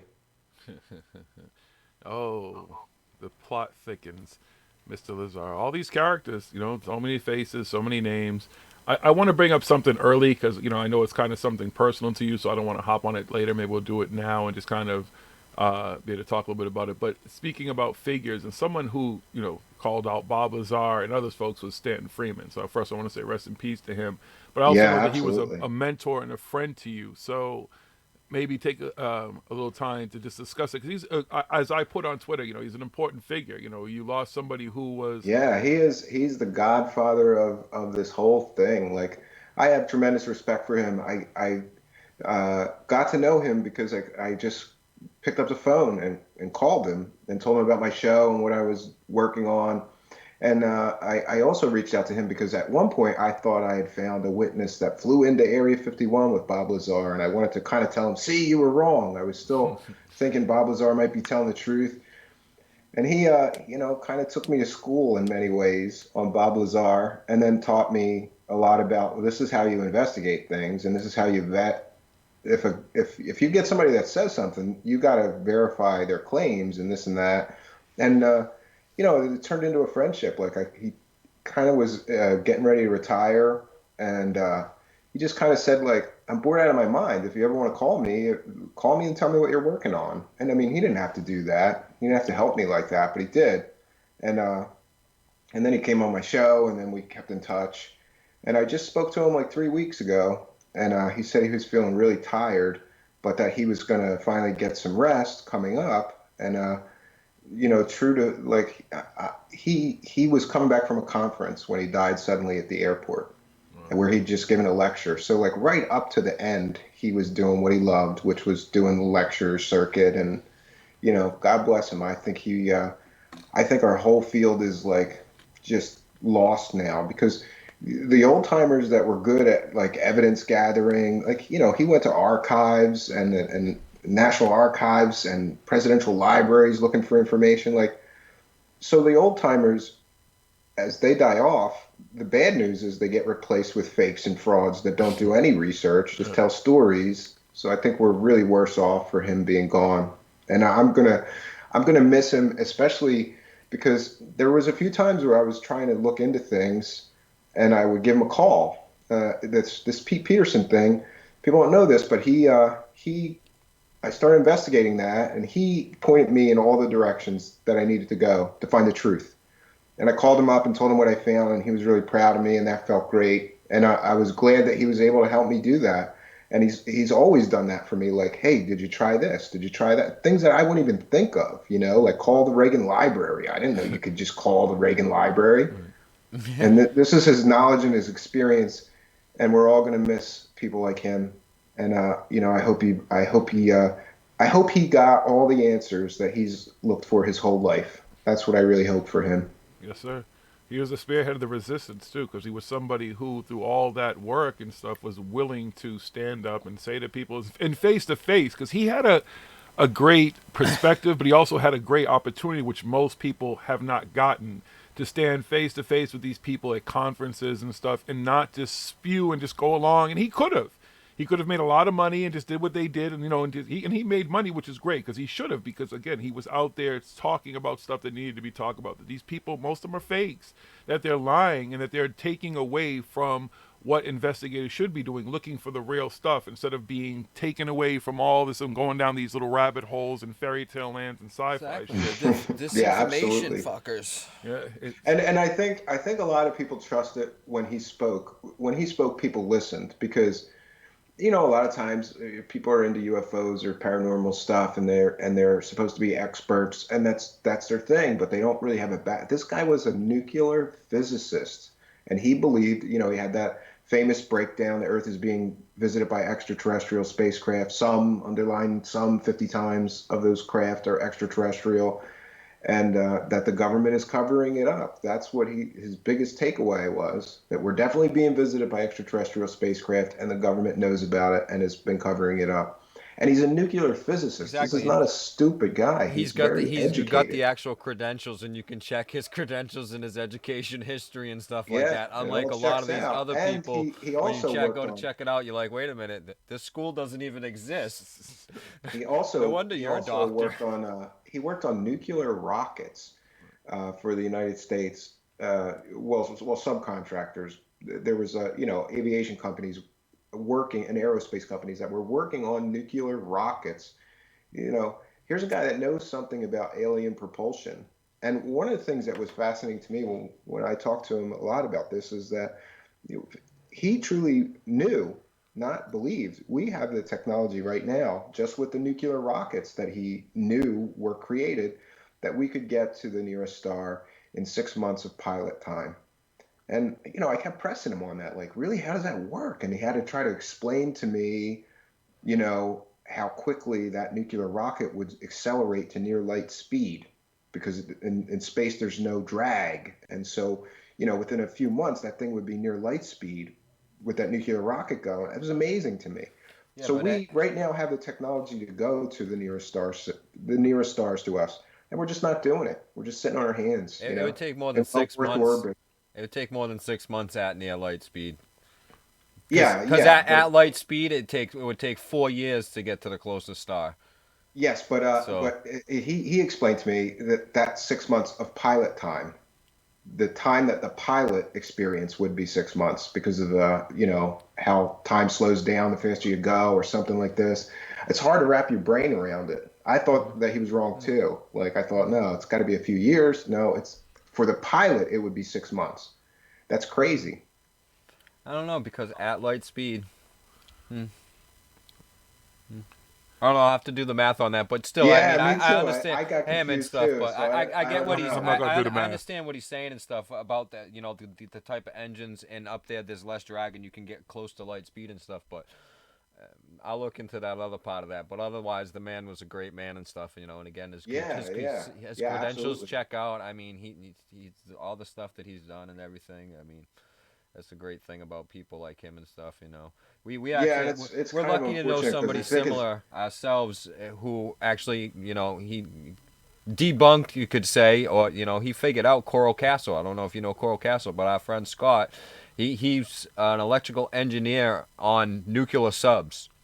He was like the head electrical engineer ran all the electrical systems on a nuclear sub and everything like that. And he figured out that the machine, the Ed's machine, it was just a PMH, permanent magnet holder, and it just was pulsing signals out to different machines to do the work for him, and that's how he did this. And this guy, because he's so smart with electrical stuff, you should see up at his place in Vermont, up in the woods, and all the stuff that he builds and everything. I'd like to see that. I think the Coral Castle thing he knows is amazing. About the nuclear stuff and everything. Especially it's one dude that did all of that. That's crazy. Yeah, well, see, that's the thing where the story thing. That's part of the story. But we, we've done shows on it stuff, but he had help and stuff. There's a guy, it was actually his good friend who helped him, because most people don't even know Coral Castle was moved halfway through being built because they were building condos or something nearby, and Ed didn't want it to be near condos, so he actually bought another piece of land and moved everything with heavy equipment. Yeah, that's crazy. That's with crazy heavy equipment and stuff, put it were. on trucks, moved it all, rebuilt everything that he had done and stuff, and then started working again on the rest of it. That's why people are like, well, there's not enough coral cut out from these sections where you could see that he cut out the rest of the stuff, but because a lot of it was cut at the other site and stuff. So there's a lot that people, again, that there's just you got the story, but then when you really look into it, even the Coral Castle Museum sells the book explaining how it was all done, not by one man. And people still think that it's done by one man. I guess. Yeah, I've always heard that it was done by one guy, but I haven't looked into that very much. I know that, like, there's a lot of speculation about him using some kind of sound transducer to move the rocks and all this crazy stuff. You hear all kinds of stories about that place. He was just a really smart man. His family was stonemasons and loggers over in Latvia or whatever, so they knew how to move big heavy logs and big heavy stones and everything. So he had that. He did it with junk. And then he did it all with junk and stuff, and he figured out, like I said, Scott, even the museum didn't really know how his wheel worked, and his best friend didn't really know how all that worked and stuff, but our friend Scott figured out that, it's just this thing, and once it got going, it would just keep on spinning, and it would just send an electrical signal out from a battery, a bank of batteries that he had, out to this, like a hammer with it would just work on an electrical pulse. It was just like kind of a jackhammer. He kind of invented the jackhammer because it was around that night, and it would just chisel the stone, and he would have to go and just move it along and do whatever. And this thing over here was cutting stone. He had a big, huge thing. It ended up being the door that they put at the front, the big metal door and stuff. That's what was the saw blade that he cut the stone with, because it had to be heavy and stuff. And it was just on a hit and miss reciprocating thing, and it would just go back and forth, and the thing would send the signal, and it would go psh, psh, psh, psh, and then from this spinning thing up in his house, and he would just have to go around and move things every once in a while. He had big, huge tripods so he could move all the heavy stones and stuff. People say he levitated the stones, and there's legit video online of him with tripods putting it on logs and rolling the stones. Yeah, I've seen some of those pictures and rolling them. Yeah, So I guess it's funny though that people, it's just like the pyramids. Like, people don't want to give humans enough credit. They go, oh, and humans couldn't have done that. Aliens had to help them. They had to have some kind of technology. And there is some evidence that they had more than, like copper chisels. They might have had some form of saw and stuff for the pyramids, but there's no evidence, if you ask me, that was built by anything but men. We take away credit from men. Men can be ingenious sometimes. If they're determined enough, they're going to find a way to do it. Like Ed from who built Coral Castle there, his family, it was a long line of stonemasons and loggers and stuff, and people moving heavy stones, which, that's why he said we just did it the way the Egyptians did, because it had been passed down for that long, but now that's pretty much all but lost. There's only a few people who know how, let's go cut down some trees and move this big heavy thing. And it's amazing what you can do with 3 logs and some chains. Yeah, but back then, the Egyptians would have used rope and stuff like that. But they were really smart, and they had ways and stuff. It's all possible.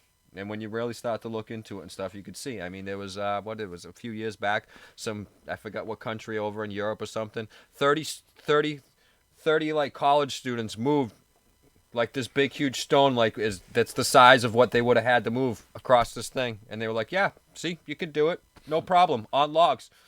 And the other thing is, people say that there's no evidence of how they did any of this in the pyramids anywhere in Egypt or anything like that, but there actually is. If you really look into it, there's carvings and hieroglyphs all over of them moving big giant statues on logs, hundreds of people pulling, and they're pouring oils or something liquid, some type of liquid, in front of the logs as they're doing it, so that it can slide and keep moving along. And that's how they moved these big huge things, and they did all this stuff. So it's really great when you start to look into that, and that's awesome that you were able to have contact with him, and he taught you how he researches and stuff. And that's the thing, is a lot of people, they don't do the research, and that's why I like your show. I can tell when we watch your show and everything and we listen, and you do the research and stuff. So How much time do you put into each show, roughly? Or Well, does it that's the depend on thing the is, show and before stuff? I had no schedule. I used to say I have no schedule, but I'm rocking. So like, if I did some,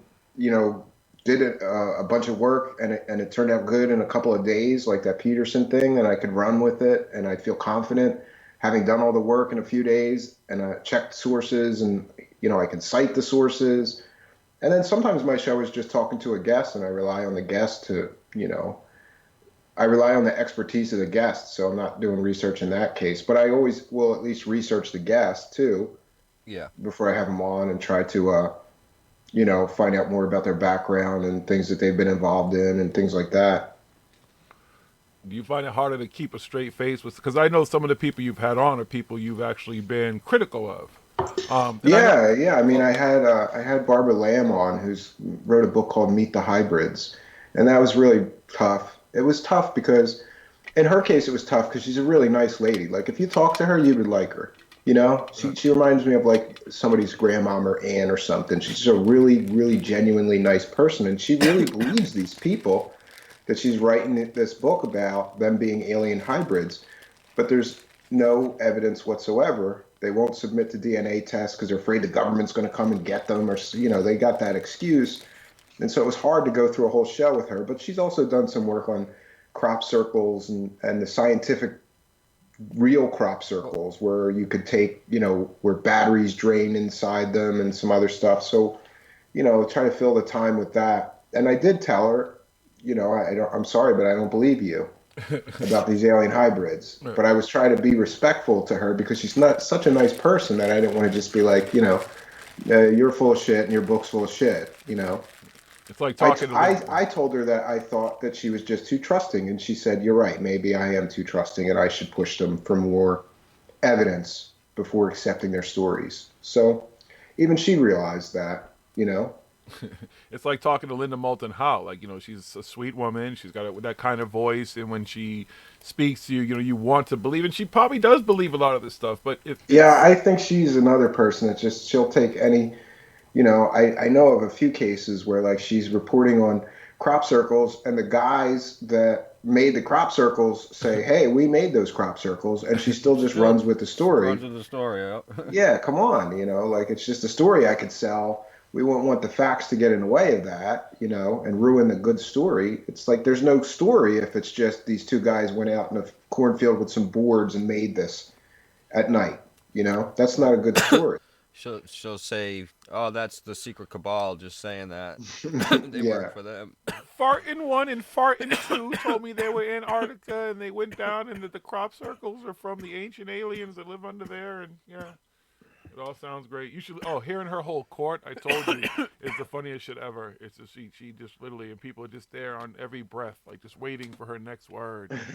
It's just so dramatic. God bless her that many people will tune in knowing that she's kind of fast and loose with the facts. I think when she started out, this alien harvest thing that she did, I saw that when I was a kid, and I thought, wow, that's crazy. These aliens are coming and, ripping blood out of these cows and taking their tongues and weird stuff at night, and there's no footprint, Yeah.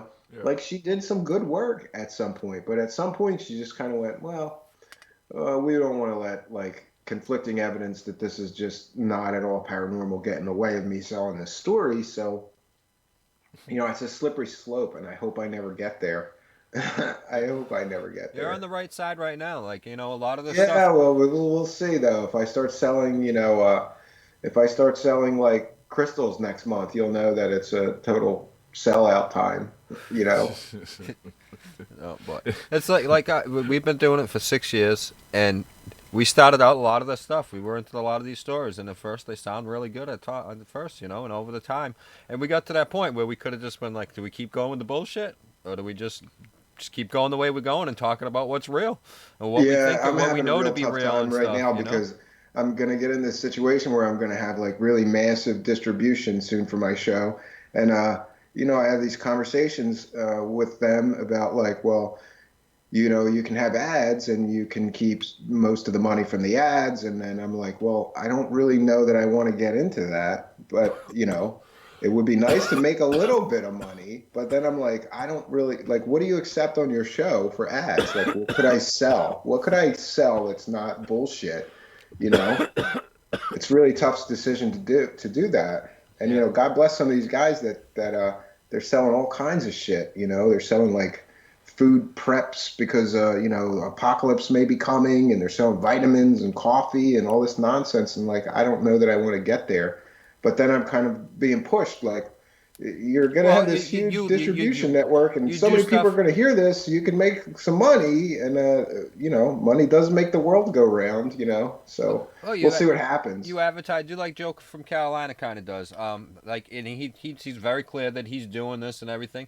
But he says, oh, my sunglasses, you can get them here, and my shirt, you can get it here. Things that you use constantly, and what you got, obviously, your sunglasses, just like your trademark look there, you know. So you can, these sunglasses, you know, you can get these wherever and stuff, or advertise for these sunglasses, whatever you use. Actually, whatever equipment sunglasses are a you trademark use for me. And A lot of people, so. a lot of people don't know why, but this is why I was really pissed at these people that were attacking Groovy Bean, because I had a brain aneurysm. Oh, really?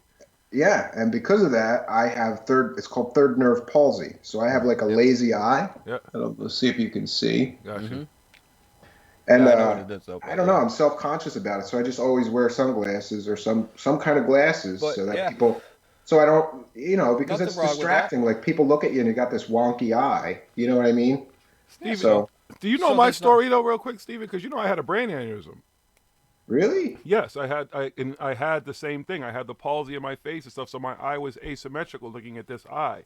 But after I had a craniotomy, so I have the plate and everything in my head. But that's pretty much what got ParanormalHooD started, was everything that happened during that procedure. During that whole time. Awesome. Yeah. So you had like a sort of like a near-death kind of thing happen? Because I had a weird experience when I had my surgery.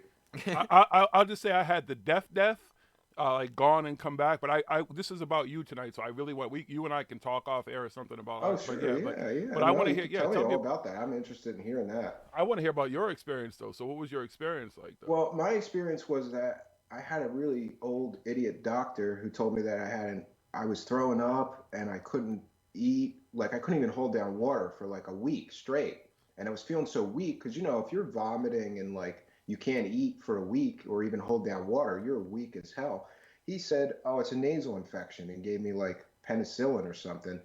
And then my eye went wonky, and my girlfriend was like, there's something really wrong. You have to go to the ER. And I did. And as soon as they saw the eye going wonky, they knew it was something neurological. And then I ended up in Temple Neurology for like, I think I was there for like 9 months. Oh, wow. Because I was there and I went through like 3 different surgeries. I had something called a coiling procedure. They didn't actually cut my head open. They go in through a catheter and like wrap this thing around the aneurysm so that it doesn't bust and you don't stroke out and croak. But this is the reason, having had a brain aneurysm, I was so pissed at these people that were attacking Groovy Bean, because I know how tough that is. And I know a little bit, at least, about what she was going through. And so do you, Jiggy. Like, this is a life-altering, it's hard to come back from that. Like, some people, in my case, I had to kind of learn to walk again. I had to kind of learn to talk again. I was a mess for like a year, you know? Yeah. And this is what this Groovy Bean was going through, while these idiots are threatening to torture and kill her for talking, you know, for being critical of their bullshit stories. And I just lost my shit when I heard that, because I know how tough it is to go through that. You're already having enough problems. You don't need some assholes threatening you while you're going through something so tough, you know? Especially assholes who have been through nothing. This is the huge problem, is that you have these people who are standing on top of these stories. These are fantastical stories, and they were in secret space militaries and done all this type of stuff. And some of these people have never had a fight in their life. They've probably never fallen down. Yeah. Their idea when they get a cold or the flu is running to the ER. Oh, the secret cabal's after me and shit, because they can't even handle a cold. Like, that's how pathetic they are. And they're going to turn around. And I've watched Groovy Bean. I'm a huge fan of hers now, because she's, you know, I'm new to a lot of people. Thank you to Mysterious Forces Live and CW Chantress, because they really do talk about you guys, you know, talk about somebody like her. And, you know, to hear that story and know what she's went through and stuff too. And personally, I know traumatic brain injury. I'm a lucky person. Like from all I went through, my doctor, I had a Mass General Hospital here is one of the top fucking hospitals in the country. I had one of the top neurosurgeons in the country, and he pretty much saved my life. And that knowing what Yeah, you that's go how I through, feel. I mean, I feel like, this was I wasn't married yet, and I like didn't have any children, and you just I felt like my whole life was ahead of me. I thought I was immortal, and then that happened, and you figure out like every day is a gift. yes, Like, and sir. thank God, because I always think about that. Like, how different my life would be if that aneurysm had burst and I would have just stroked out and died right there. You hear it all the time about people having an aneurysm and they just die instantly. Yeah, yeah. Mine burst. I just happened to You're be at the very lucky hospital. too. Yeah. Yeah, I'm extremely lucky. I know it, and that's what when you start to go down this rabbit hole and you're talking about stuff, this is the stuff that spurs you on, is the real life experience, the real life happening that you went through, that Groovy Bean went through, that I went through, Sure. that Smoking has gone through, that I'm sure CW Chanter and different people who talk about have had real life experience with things. You don't want bullshit. You just don't. You want real stuff. You want people to come at you and talk to you on a real level about real stuff, or you're like, I don't have time for this. I don't. I'm not going to spend the rest of my life going down, still tracking down the science fiction stories we all fucking have Yeah, read and I've been love. thinking about that lately. Like, part of me, I'm kind of 50-50 on all the hoax busting and fraud busting. Like, half of me thinks like, that's a waste of time. And people call you negative because you found this stuff, and like, I don't know that half of me goes, I don't want to waste my time with these people, but the other half of me realizes somebody's got to do it and let people know what the truth is about them.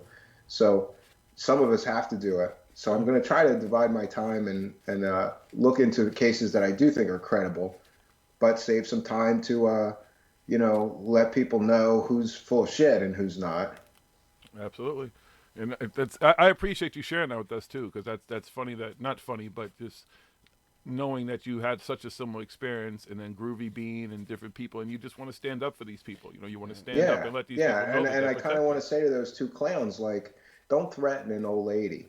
Come and threaten me. Yeah, If exactly. you want to come at somebody, come at me. I'm a man. That's what I I'm mean. right here. I can take it better than you. What kind of a slob, Right. sleazeball is threatening an old woman that just had a traumatic brain injury? Right. And I talked to her pretty briefly about her experience, and it was much worse than mine. She was near death, and God bless her for having the courage to stand up to these clowns. Yeah. And not fucking wavering at all. And people have her back. That's what they have to know. I'm not scared. Listen, I'm here. They see me. I go to the conference. I was supposed to go to Contact in the Desert, but I am not. But I go to them and stuff. I don't go to confront anybody. I've never been confrontation anybody. I just sit and listen, and I just sit back. Yeah, that's kind of I don't think that I would be confrontational with anybody unless they got up in my face, like Obviously I'm gotta going to say, defend like, I myself, think but it's gonna be funny. Like, CW Chandler's going to Contact in the Desert, and he's gonna be in the same room with some of these people that he's been like, calling out for being bullshit artists for so long, and that's got to be stressful. I don't think I'd want to do that myself, but he's gonna go, and God bless him too. I don't need It's to call gonna them be out. awesome.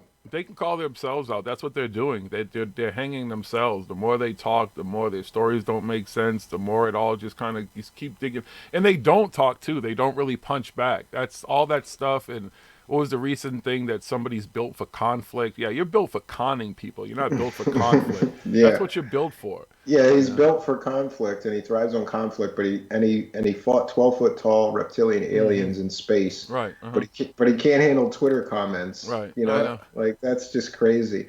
And if we're going to talk about Corey Good and David Wilcock, one of the things that I think is important, and maybe nobody got this, but yesterday they put out their big reunion video. oh yeah, The love boat. Which was but here's the thing. There's two takeaways from that some people may have missed.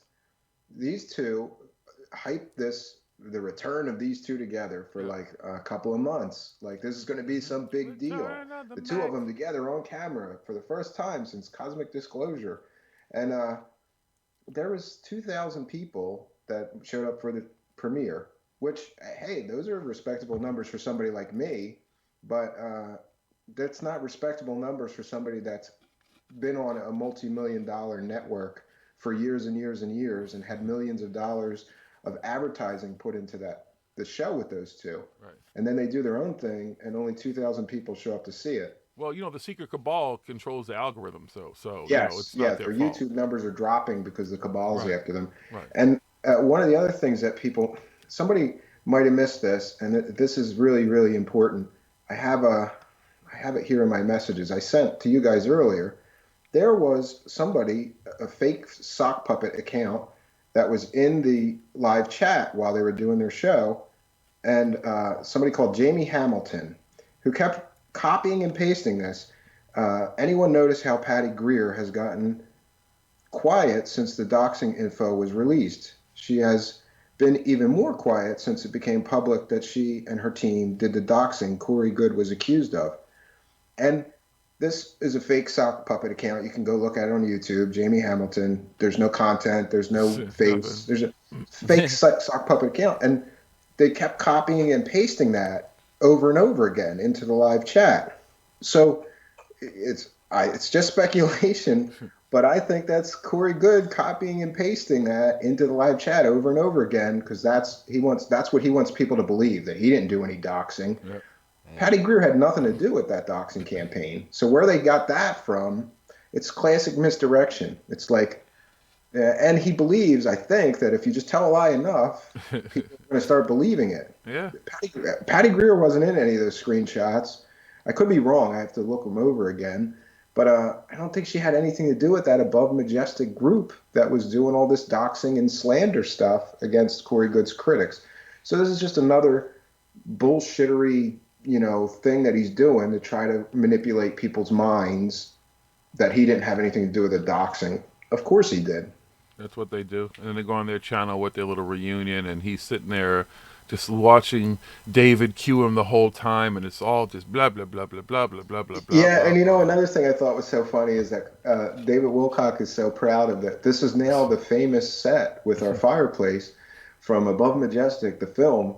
And what people don't know about David Wilcock is he lives in a shitty little rental house in Colorado, and that fireplace, you could look at it, it's fake. It's fake. And maybe I'm being petty, because I'm very proud. I got a nice big house with a really big stone fireplace that's real. But come on, man. This is the guy who's bringing us ascension, and this is the guy who's bringing us disclosure. And another takeaway from their video together is that whether people are aware of it or not, I did an intensive investigation into this Pete Peterson, totally proved that guy was a complete and total con man and fraud and not a whistleblower. And David Wilcock's in this video mentioning his whistleblower, Pete Peterson, and what great information he got from him. He's so stupid that maybe he missed the memo, that everybody's already talking about what I did and proved that guy was a complete and total fraud a few weeks ago, and he missed it. He just didn't know that. He did no vetting of this guy. He didn't work for the Russian equivalent of NASA. He wasn't an early computing pioneer. The guy didn't win the Lenin Award. All this stuff in his bio was a fraud. That's what I love that episode, and I love a lot of your episodes and stuff. But you really go through and you go and you dig in and you find the information and stuff. And there's not a lot of people out there like you and like us and do that. Like. I did it. I legit called observatories around the world when that observatory shut down in, what was it, Arizona, New Mexico, whatever and stuff. That. And then the rumors of conspiracy going like, oh, observatories are shutting down all over the world and stuff. I literally called observatories around the world and stuff like, are you shut down? Nothing's going on there. Everything's running normal. I can come and take a tour. Oh, that's great. Cool. Maybe I'll come in with the kids. What's Thanks. going on? I remember that. And it had it ended up being, it had something to do with some kind of the janitor was looking at porn or something. Oh, jeez. The janitor was... No, dude. There was remember the one picture of the UFO colony that came through the sun and was there, and that one woman caught it. Was the same UFO picture that they show all the time coming from the sun and everything like that. But yeah, it ended up being a janitor was looking at like kiddie porn or something like that on one of the computers. That's what it was. You're absolutely right. Of course, no, that's a cover story and everything like that. And that janitor's really just, he's sitting in jail for the rest of his life right now, for the secret cabal. He's like, sure, I'll take one for the team, guys. I like prison food. Those are stories they take. So yeah, you actually called and you vetted Pete Peterson way more than David Wilcock ever vetted anybody. He either didn't do even 5 minutes of research into that guy, or he did, and he didn't care And because he just ignored it. He's I think part of his game is that he likes to just establish that he has these whistleblowers, and then he could just make stuff up and attribute it to the whistleblowers. In this video that he just did, he was talking about Pete Peterson, telling him about these giants in tombs in the Grand Canyon. You could go in this crack. Like, I love how I've then never Corey's heard, like, I've never heard Pete Peterson I got the say same that. information So did from Pete my Peterson guys. really say that? We don't know. We don't know. But he's going to attribute it to some old man in a nursing home, you know. And that's another thing. He mentioned that Pete Peterson's in a nursing home. I mentioned, I don't know. One of the things that I did that I didn't mention on my show is because Wilcock has said Peterson's in a nursing home a few times. I called about 25 all around the town where Pete Peterson lived to try to find him in a nursing home, and I'm not saying that he's not in a nursing home, but I wasn't able to find any nursing home that had a Pete Peterson. So we don't know, you know. That was a dead end. Should his name even Pete Peterson? Yeah. Yeah, but I do know somebody that knows him, or knew him, and is going to go find out. Go ask him directly if he got the money, if he got the GoFundMe money. And as soon as I hear more about that, I will be reporting it. But I don't want to shoot my mouth off before we have somebody that I'm sure is going to really ask him, you know, if he got the money. Yeah. So what is the hardest piece of information, or the hardest thing for you to source so far on any of your shows, or you know what I mean, to get that information? Yeah, I talked about this thing with Bob Lazar and those tester models. Everybody knows this Area 51 model, like designed with them. And I wish I had the guy's phone number because he was such a jerk off. But you know, companies have public information guys that deal with the media. And so I called, and it's really Rust-Oleum owns testers also, the paint company. So I called there, and this guy was such a jerk off to me. He's like, well, you're not like Fox News. I don't really have to talk to you, or, you know, and it's just kind of, just tell me the information. Like, why do you have to be a jerk off, you know? So I hate roadblocks like that. And I have it on my list of things to do is to call that guy's boss, because real media, what's real media? I don't know, you know? Okay, so I'm not on Fox News, so you don't have to answer any questions. And my point was, how much money I want to know how much money Bob Lazar made with that deal that he made with them selling those models. And, yeah, I guess that's private information. They don't have to give it to me, but it's in the public interest, right? Like, and this guy made it so difficult for me. I had to submit requests in writing, and then I emailed him, and then he said, no, not an email. You have to mail me a letter. And I did. And well, you're not a member of the major media, so I'm not going to reply to you. You know, like, what a jerk off. Yeah. Some people are like that, and some people go out of their way to help you, regardless of what you're doing with the information, you know? Yeah. But you're actually doing real vetting. That's my problem with all this vetting. Everybody vetted. Oh, I vetted this one. I vetted that one. They're not vetting anything. I doubt that David Wilcox does any real research. He doesn't benefit from doing the research. His thing is they probably sit in a room, and if your story sounds good, all right, let me tune it up a little bit. Let's roll with it. Here we go, guys. Ready to act? How's your acting skills? Just cue off of me. Get the camera. Do we look good? Cue off of me. Just follow the teeth. Now, whenever you see the teeth go this way, you know that you're ready to say something, okay? I'll say what I have to say. Just watch me, Corey. Everybody else, watch me, and we're gone. I'm going to feed you. I'm going to feed you the information, and you just go with what we talked about. Ascension is about to start. Get your asses ready. Ascension. You got me saying that now, too. Ascension. That's what you got me saying lately. And, you know, one of the other things is on my list of things to do for Wilcock is that, you know, this Pete Peterson is only one of his whistleblowers that turns out to be fake. He's got a whole stable of whistleblowers, and all of them are fake. They're all fake, but I don't want to I want to show everybody why all of his whistleblowers are fake, one by one, not just say it. But trust me, I haven't found one of his so-called whistleblowers that has any credibility. Not one. And he's been talking about these whistleblowers and insiders that he has access to for years. It's really suspect. Nothing.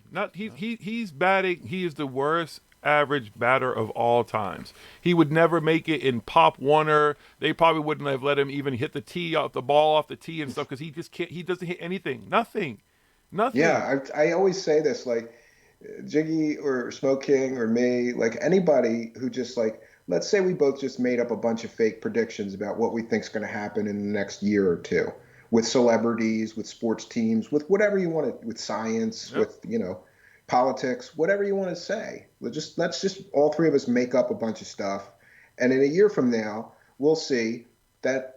I bet you all three of us will get a couple of right. You make some educated guesses. Yep. This celebrity's going to die. This celebrity's going to die. Whatever.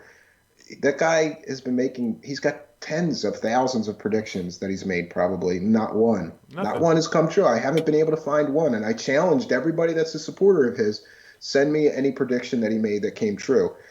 I would have thought his career would have been over, after 2000 when Ascension was supposed to come.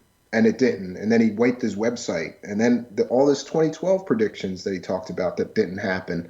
I thought his career was going to be over then, but he just keeps rolling. Like, it's amazing to me that he can keep carving out a career. You know what? Only for so long. I said it last week. No, He's but going to I'm be the say guy on this, the corner. Because this will lead into another good segment of the show. Is that there are still people out there who fall for 3-card Monty. There are still people out there who fall for people on the corners and stuff who are doing tricks and stuff, and there's still people who fall for stuff for that.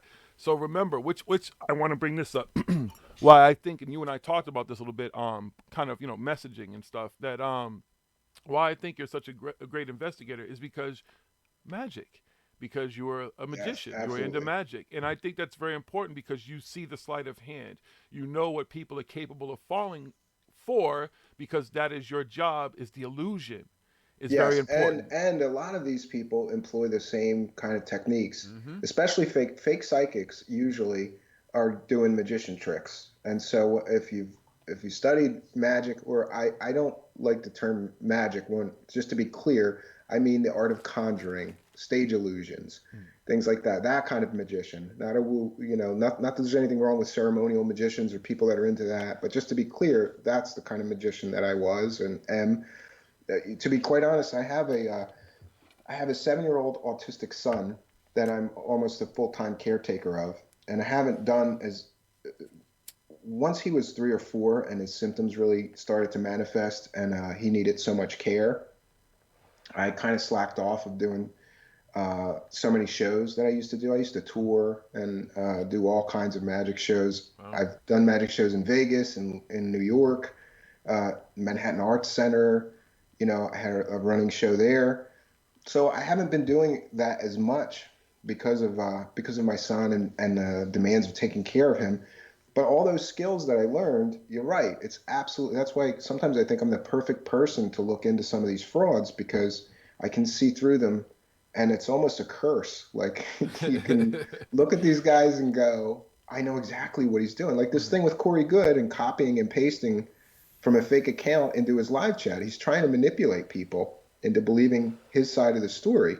And it was so easy for me to see that why would a normal person sit in a live chat room on YouTube copying and pasting that over and over again? The answer is obvious. No real person would do that. So it has to be either Corey Good or somebody from his camp trying to manipulate people and get that story out, that defense of this is what happened with the doxing. It wasn't Corey Good. It's so easy to see through. And the same thing with this Pete Peterson. Like as soon as I read his bio, I said, okay, let's start looking into these claims one by one, because I just saw the deception from the first line of his bio, being an early computing pioneer. Like that's easy to prove. That's easy to prove. Real. Yeah, I mean, I've heard of Steve Jobs. I've heard of Steve Jobs. We all have. Yeah. We've all heard of Bill Gates and maybe a few others that are somewhat famous, but I don't know anybody into computers that ever heard of the guy, so that was a red flag. But you're definitely right, these magic skills, because they all use misdirection. It's look here, don't look over here, and these are all skills that magicians use to manipulate. A good magician learns to manipulate people's perceptions so that they, I can make you see what I want you to see and not see what I don't want you to see. That's the root of being a magician. And some of these guys, they use magic skills, but they're terrible magicians. It's the same thing with fake psychics. There's so many fake psychics. They're just terrible. Oh, God. Dude, can I just tell you, all these years of investigating In all my life, period, I've only come across one who was legit, and I was really young back then. But all the ones I encounter now, it's all the same stories and shit. I'm just looking at them cross-eyed. And they remind me of, like, crackheads. Like, that's kind of what's cool about you. You know about living in the hood. I grew up in the hood, too. Right. So You know what I'm talking about. Absolutely. They remind me of crackheads who are trying to sell you some shit that you just look at them like, motherfucker, I don't want your shit. Like, there's nothing you can say it's going to me. You want that. Yeah, I always loved crackheads in the hood. Like, how about, hey, you want this radio? You mean this radio from a 1992 Toyota, a car I don't own? No, I don't want this radio. Get away from me, you know. But they're so pushy. Try to give me $1. Just give me come on, man. I don't want that. I need something. Just give me something. That's what these people remind me of. Like, that's the long con. Like, you know, the dude talk about he's built for conflict. I say he's built for the long con. You know the long con. You learn that shit, like, as a magician. You've learned it growing up in the hood, but you learn it in life. If you're smart enough to once have somebody do that 3-card Monty bullshit on you or whatever, or somebody do the shell game on you or whatever, you should learn quickly. But there's some motherfuckers who just don't learn. They just keep falling for it. They love the long con. Yeah. And you know what's funny is I think I'm starting to piss people off because people are starting to send me emails like making fun of magicians, and I just think, okay, you know, if you think it's funny, okay. But you know, it is a skill to be able to use those skills. Exactly. They don't understand deception, what it is and stuff, and what real magic is, a real illusion is, and stuff like that. So, but they don't want the real person telling you about the illusion and magic stuff. They want the fake illusion. They want the fake story and the science fiction and everything. Yeah, they want the Pleiadians and they want the, you know, the beam ships, and they want the secret space program and the reptilians, and they want all this stuff. You know, I think some people are desperate to believe. I've been giving a lot of thought actually to why do people, like the psychology of why people are listening to these frauds. And I think it's just a comfort thing. You know, people don't want to feel so alone. It's nice. It's comforting. Maybe these aliens are out there and they're visiting us. They care about humanity. They want to help us. You know, it's very comforting to think that. They're bringing the ray guns. They're bringing the lightsabers. They're bringing everything we've ever dreamed of. They're going to cure us. They're going to give us superpowers. They're going to take us away someplace where we'll all be Superman. It is a comforting feeling after you spent your whole life stuck as being a child. Unfortunately, at some point, you're supposed to realize the world just doesn't work that way. Yeah, absolutely. It just doesn't. You want to be Superman, then be whatever you want to be, whatever superhero you want to be, you can be a superhero. There's plenty of ways to fly and stuff. You're just not going to go get a running start or just jump up and fly or whatever. It just doesn't work like that. But you can be a superhero. But our shortcomings is that we're looking to people like this for the answers. And these people have no answers, tangible answers of anything. But yet they all bark at science for pseudoscience. They laugh at science. They know science isn't real. None of it's real. It's just... It's only real when it supports something that they believe in, though. Absolutely.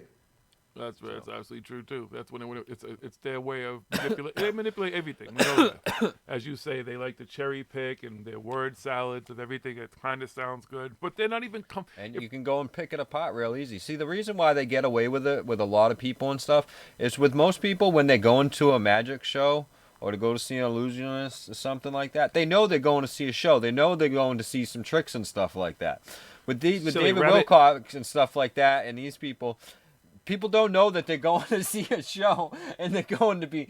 It's supposed to be real, right? They're not looking for the trick. They think it's all real and everything like that. But people they know about this stuff and everything. You pick it apart real easy. When I started first getting into everything and David Wilcock, I'm like, okay, let me listen to him for a little bit. At first, I'm like, all right, yeah, listen to him.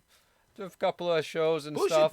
Couple of shows, and I'm like, what the fuck is this dude talking about? I'm like, holy shit! I was like, wow, I almost fell for this fucking dude.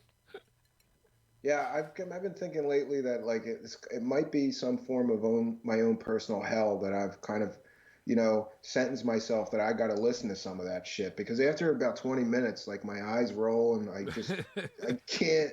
Yeah, when they put out the reunion video, I was like, fuck, I gotta watch it. You gotta watch it. I know. And I'm like, it's part of my, it's what I got, it's what I do. I gotta do it though. So I sat there and I rolled up a blunt and I sat there and I watched it and everything. And I actually didn't watch the whole thing. I listened to some of it. I was watering my plants and doing gardening and stuff, and I listened to it and stuff. But I watched some of it, but. It was the most boringest bullshit. He just sat there and looked at David just to cue him the whole time, and it's quantum and then this and that and the details that fucking Corey talks about, like when they're talking about the fucking thing in the Grand Canyon and stuff, his biggest detail that he came up with out of all this, he's like, yeah, they're long skulls and they had really thick, long red hair braided. You gotta braid. He just kept on emphasizing. He must have said it at least 15 times. He said they had really long red hair braided, the long hairs, the skulls, you know. And I'm like, yeah, I caught that too. So there's some kind of tie-in that he's going to make later to why there's a reason he did that. We don't know what it is. I don't know what it is either, but that's out of all the detail of everything in the story, that's the most important thing about your whole story. Well, that's because hair. Brian Forrester and stuff. It's earth-shattering information. Yeah. They had red braided hair, ponytails. Well, we know that the Paracas people and all the long skulls, any of them that have hair on them, it's known fact that it's been red hair. All of them, every single one of them. Yeah, and that's even been tested to make sure it wasn't colored or anything. It wasn't dyed or colored. That's actually genetically red hair. This is all facts that's already known to everybody, and I don't know about any that have been found with braided hair yet, but I know that there's been some where the hair is just left on the top and stuff. You don't know if that's just why it was left on the top, but I haven't seen any with braided hair, but we know that they have braided hair. And there's no conclusive results saying that they're aliens yet. They're aliens. Everything is coming back more towards the human side or some form of but do you know what is very interesting about some of that DNA work that people are doing? There's one interesting part, and that is that these skulls are South America, but genetically, some of them, when they do the DNA test, show that they come from the haplogroup that's from the Middle East. Exactly. And that's why people are saying, oh, the Nephilim came to South America. No, it's just showing that people traveled around the world. Yeah, they got in a boat. They built a boat. I mean, it's not rocket science. We know that they built boats. Get across that ocean. I'm on a boat, We know they built boats because they found that boat built right next to the pyramid. Big, huge boat. Let's get it, guys. Here we go. Where we going? Go.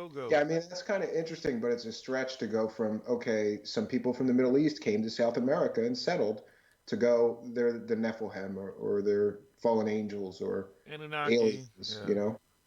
That's their narrative. It fits their narrative. They just find little things that help them, and this fits. That's the 70-30 thing. So there's a little 30% of truth of what he's saying in there. That there's long hair, there's the elongated skulls, and they have red hair. And the rest of what he said in that fucking story was all bullshit. Because the pyramids and the stories of things in the Grand Canyon, that's all bullshit. And giants, we know about giants. It's impossible. There cannot be giants. No, they're giant people. They're just not as tall as Square these cube people law. Hey, we have a friend that's actually an archaeologist who tells me many stories of stuff that digs, and he's never come across an alien yet. Come across some fucked up looking skulls, which are explainable, and some tall people who probably would. I can't say there's no giants because look at Andre the Giant, but look at how he lived. Look at his life and everything like that. They don't live long lives for a reason, because once you get to that size of Andre the Giant, if you go a little bit bigger than that, it would have been his lifespan would have been even shorter. And if he was bigger than that, it would have been even shorter. These people wouldn't have lived long enough to have and to build these big huge things and do anything to. If they were giants, they would have died in infancy.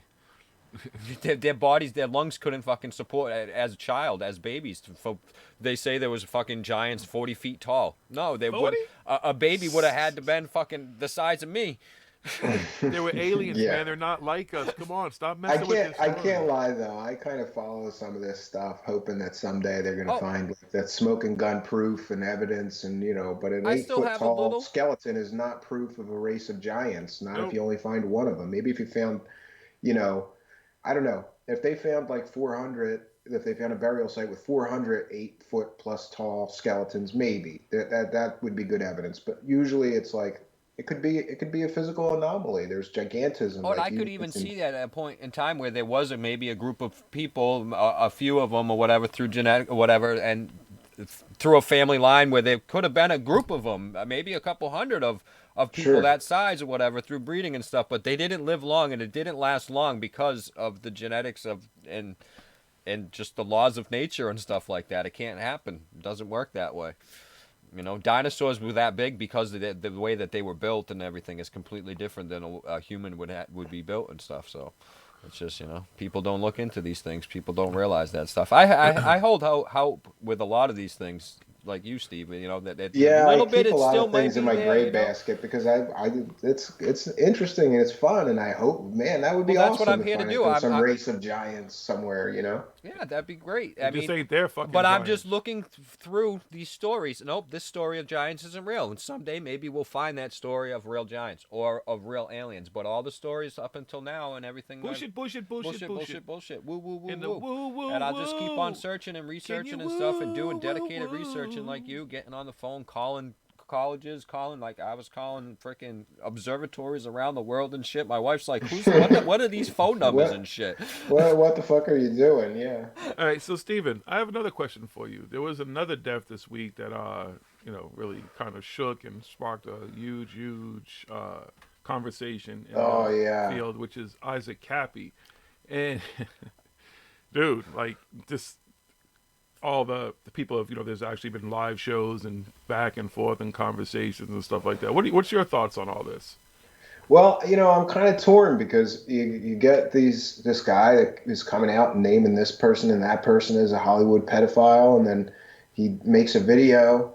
It does sound like a good conspiracy because he makes a video that says, "I am not suicidal. I will never kill myself," and then he jumps off a bridge.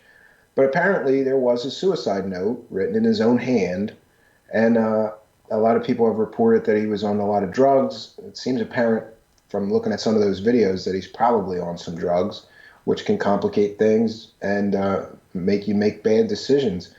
I still don't know what to think about it. I'm gonna reserve judgment until I find out more. But it is kind of scary that this guy said, "I'm not suicidal. I will never kill myself," and then suddenly kills himself. That's a little suspect, But I don't. I think I heard C.W. Chandler talking about this. People are running to get clicks and views, drumming up this conspiracy theory about this guy, and I don't think that's right. No. if you have smoking gun proof that that's really what happened, okay, go make a video about it. But if you're just going to speculate, I don't know. Yeah. I didn't follow that story too much. Like I saw a couple of the videos and I heard him saying, this guy was a pedophile or that guy was a pedophile, and I thought, wow, that's kind of crazy, Yeah, but see, that's the whole before his death. If you follow and go back and look at him and know a little bit about his story, a lot of this stuff has been kind of more. He didn't really point any. He didn't give you any real information. He kind of said stuff because someone like Seth Green, who's fucking Family Guy and all this type of stuff, said some shit at a party as a joke. Said to something people. like, "How many times have you been at somebody's house and you're going down into the basement and stuff, and they're like, and you're like, oh, is this where you keep the dead bodies or something?" Yeah. And they were like, "Yeah, we keep the dead bodies down No, he there." said, "Oh no, this is where I keep the children." Yeah. Ha ha ha ha. Like that's his kind of personality and stuff. So to take that and run with it, and probably knowing that that Kappy is and the stupid stuff that he believes in, he was probably Seth Green was probably fucking around with him and shit because Kappy's all over the Pizzagate shit and everything else like that. So he was probably joking around with the fucking with him and stuff. That's what this whole thing, and especially it's taken away from Sam Friedman and everything. Nobody's really, I mean, people are talking about that, but everybody's like, oh, this Kappy thing and stuff, and jumping to conclusions and everything, all these things. And now with the suicidal thing, and people. And this is one thing with people who commit suicide, and everybody's like, well, they said they never commit suicide. I don't know if you know anybody who's ever committed suicide or people that are suicidal or anything like that, but I have known people that have committed suicide and people who are suicidal on a regular basis and stuff like that. So, and they say things like that. They'll say, I'll never kill myself. If you ever find me dead, it wasn't me. I didn't kill myself and stuff like that. That stuff I had people like that was obviously very, very depressed, and I went to him and talked to him, and I said, you can't let things get this dark, and you have to get some help because there's help out there for you, and that's exactly what he said to me. He said, yeah, I'm really depressed, but you don't need to worry about me. I'd never hurt myself or anything like that. A few weeks later, he hung himself and he died. So you're right. Sometimes people will say, I'll never do that, and that's exactly what they do. But you're right, it's a rush to judgment. Then the other problem is that the big problem with people that are into conspiracy theories is that it's like everything is a conspiracy. So, they're going to see a conspiracy where there isn't one. Sometimes the simplest explanation is right. Like, I mean, for all we know, that guy was making up stories and he felt terrible. about doing that, and he got depressed over, you know, ruining people's lives and spreading all these rumors, and that got to him. The guilt got to him. Something. He was mentally unstable. He was on drugs, and he just killed himself. It could be that simple of an explanation. That's what I'm leaning towards. Is it's something along those lines and stuff. And if you read the lives of people who about the lives of Q followers and everything like that, and what they go through, and the way how their lives just spiral out of control once they just latch on to this Q fucking phenomenon and everything. And I could just see him and being so. And I don't understand Q in general. I mean, I thought it was busted, just, and people are still pushing that narrative. Still doing it, and real. people are just it is ruining people's lives and stuff. It literally is. Like all these people, and they get latched, and they just spiral out of control. They don't know what to believe. They don't know what's real. They don't know what's not real. They don't know anything. They're just sitting there waiting for Q to tell me what's my next move to do and stuff. And I could see that. If you watch his videos, he was fucked up. He was definitely on drugs. He was taking drugs during the video. You can see him put his hand in his mouth and put something under his tongue. Either that or he's probably fucking on coke or something. He was definitely on drugs more than marijuana. Something. He's on drugs and stuff, and he's into these fucking crazy ass conspiracy theories, and he's telling people this fucking crazy shit about fucking people and stuff. Listen, telling people that Seth Green's a pedophile because he joked around. He's like, yeah, that's where I keep the kids. Did you see any kids when you were down there? No. Didn't he choke Paris Jackson? Like, yeah, he choked Paris. Yeah. So, but you know, okay. So Seth Green said that this is where I keep the kids, and then he proceeded to show you his basement. Did you see any evidence that he was keeping kids in his basement? He never says anything like that. So, you know, just to say that's about somebody, and some people are believing him. They're like, oh my God, Seth Green's a pedophile and stuff. No wonder why he does all this kids cartoon stuff and all the crazy stuff that people are saying about Seth Green. That could eat at somebody, and that could be like, fuck, how do I come back and say that I said all this stuff and it wasn't real or anything like that? What do I do here? And he was probably like, fuck it, I'm just going to kill myself.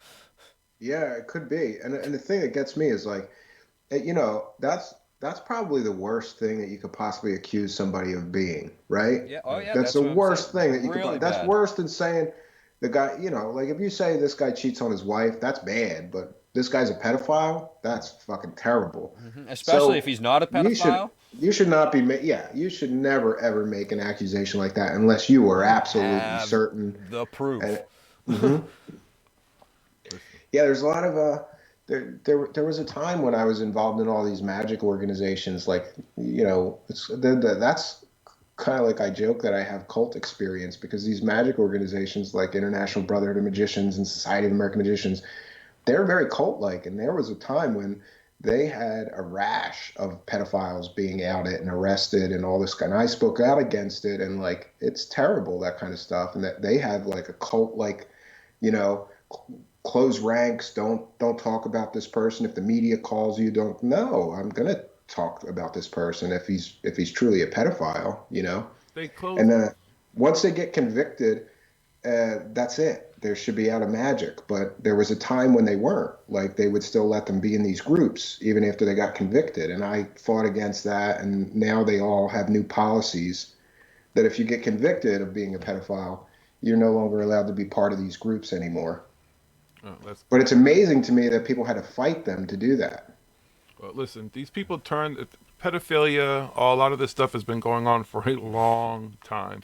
They've turned a blind eye to all of it. Since fucking all of it. Since we're apes, because apes do it. And they just act like it's all something kinds new. Of animals do it. They create a Pizzagate theory and stuff because they want to attach certain things. I mean, to I'm not saying people, it's a good thing. I'm just saying it's animal nature. It's part of nature for whatever reason it is. This is something that nature does, and you have to deal with that, unfortunately, and stuff. But for them to be making up all these crazy, wild fucking accusations and stories not doing about anything everything, about any real stuff, and not ever doing it, and not ever really fucking outing anybody or really doing anything about it is just, you know, besides ruining people's lives, it's fucked up. Because they're worried about Q anus. And that's why we need people like us, people like you, CW, and everybody out there that's looking into these stories. Okay, is this story real? Okay, let's actually do the research and stuff.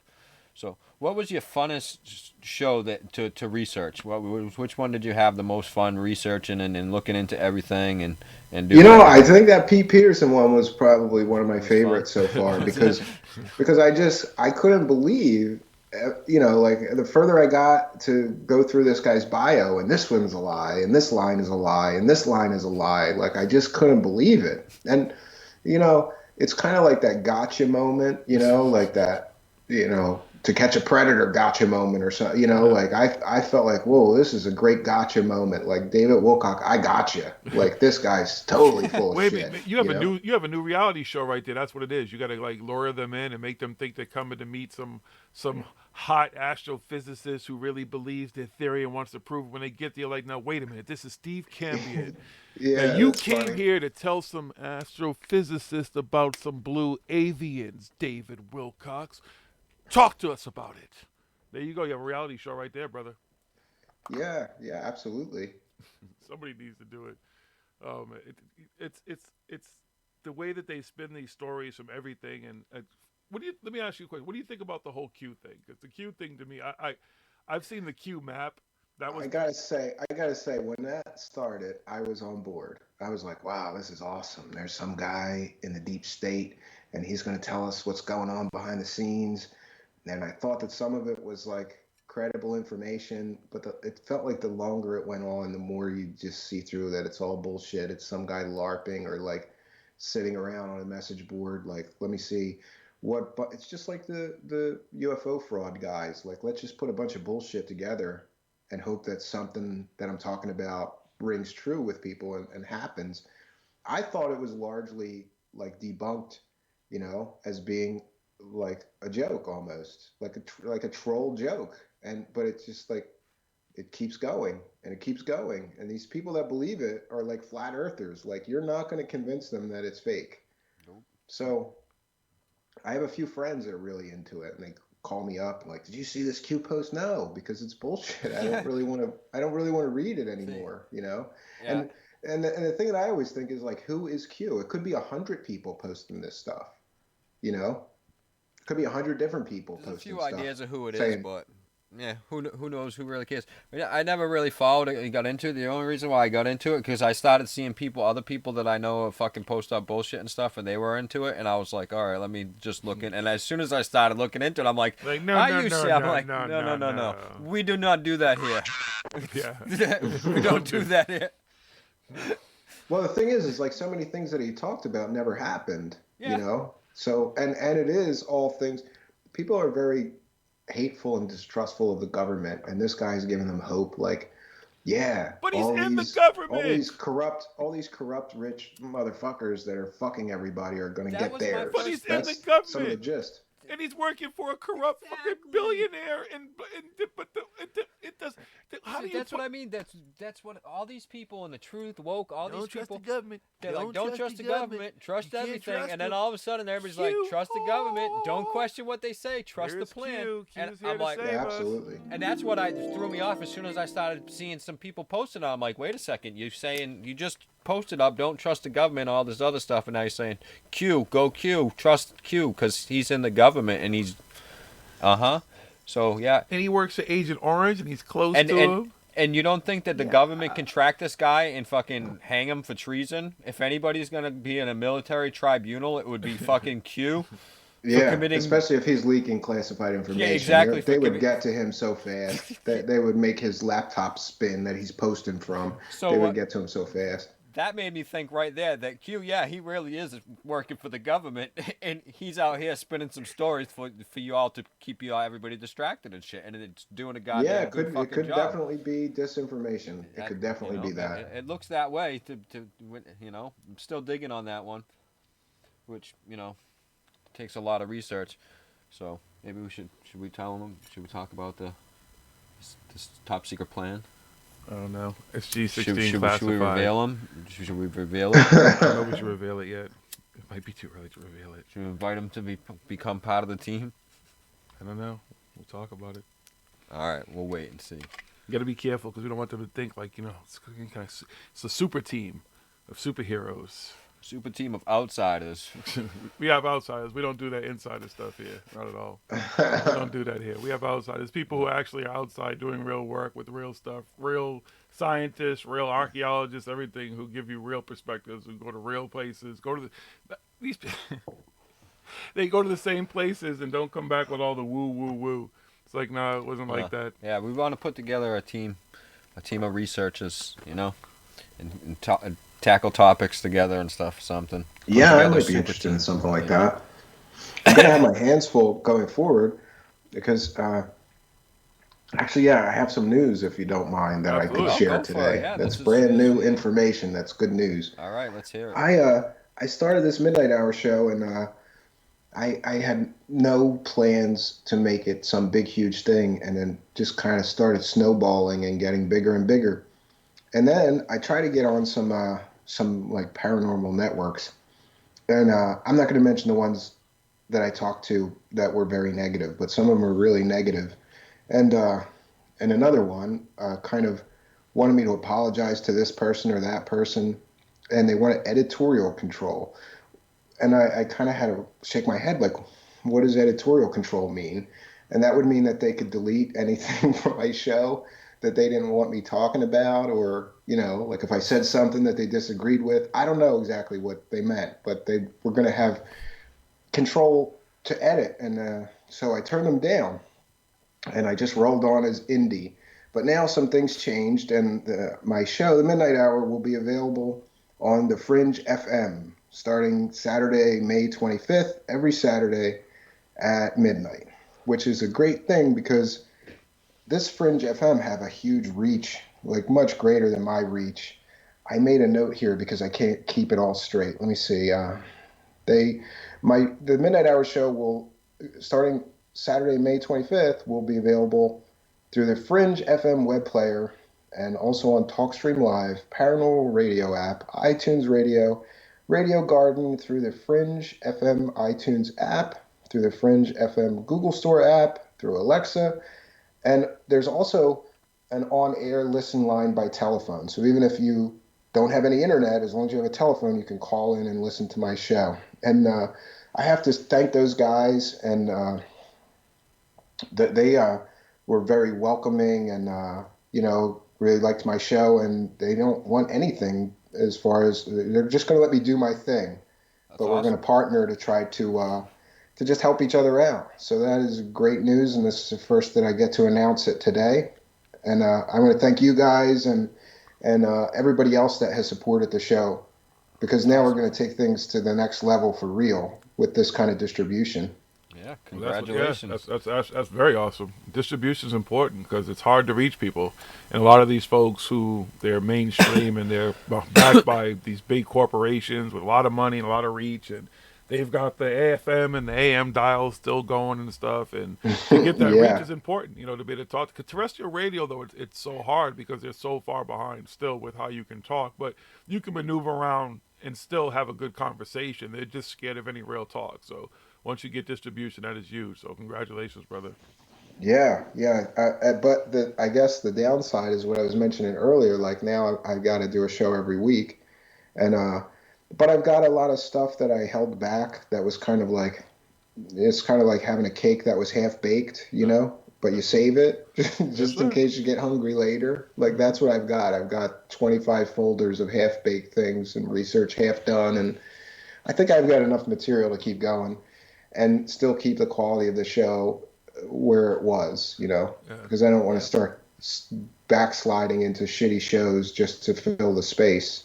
And that's important. It's huge because that's been our biggest resistance, the biggest problem we've had over the years, not just with the podcast, but with our investigating, our actual show, and just being able to be ourselves, speak the way we speak, talk the way we talk, and talk about real stuff. Like a lot of these people are scared of that. They're scared of any pushback. They're scared of any content that doesn't go along their lines. It doesn't have to. It has to fit their narratives and stuff. So that's great that you can do that, and there needs to be more of that.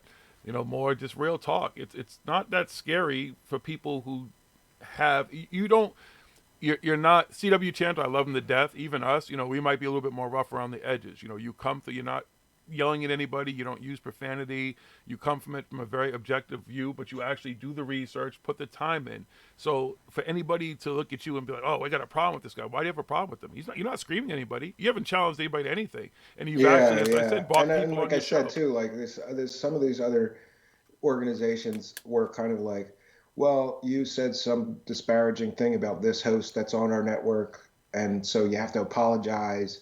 And I actually had to go and find what they were talking. Like, what show did I say that? You know, because I didn't remember. So I had to go back, listen to what I said, and then really think about it, because it was tempting. Like, maybe I could just sell out here and just apologize, but I'm not that kind of person. Like, I'm not going to apologize if I don't believe the apology is real. Do you know what I mean? Oh yeah. So I listened to what I said, and one of the things was I don't even want to name the person, but I just called somebody a bullshit artist because of something they did, but I had them dead to rights. They did something really slimy, and I said they were bullshit, and here's why. And I thought, like, I'm not going to apologize for that. And I got to say, like, it's Joe Rupi over there who has a great show. You can check out his show. He runs this Fringe FM and really helps out all the other hosts, and he has been tremendous, and is going to be really helpful to me as just a resource, because he's been doing his show a lot longer than mine. Honestly, his sounds 10 times better than mine. He's got great content. So, we're going to work together, and I think it's going to be a good thing. And that reach is amazing to me. Like, instead of just being on YouTube or wherever, now I'm going to be in 20 different places, and it's going to make things easy. Like, people can find me so easy after this, That's dope. I'll tell you, in 6 years, I will say this: I've apologized to one person on air. One person. And he definitely, because I had just tore them apart, their show apart. It was a paranormal show. I don't even remember the name of the fucking show at this point. And I tore the show apart on air for like weeks. And the dude actually went to my co-host at the time and came on the show, surprisingly.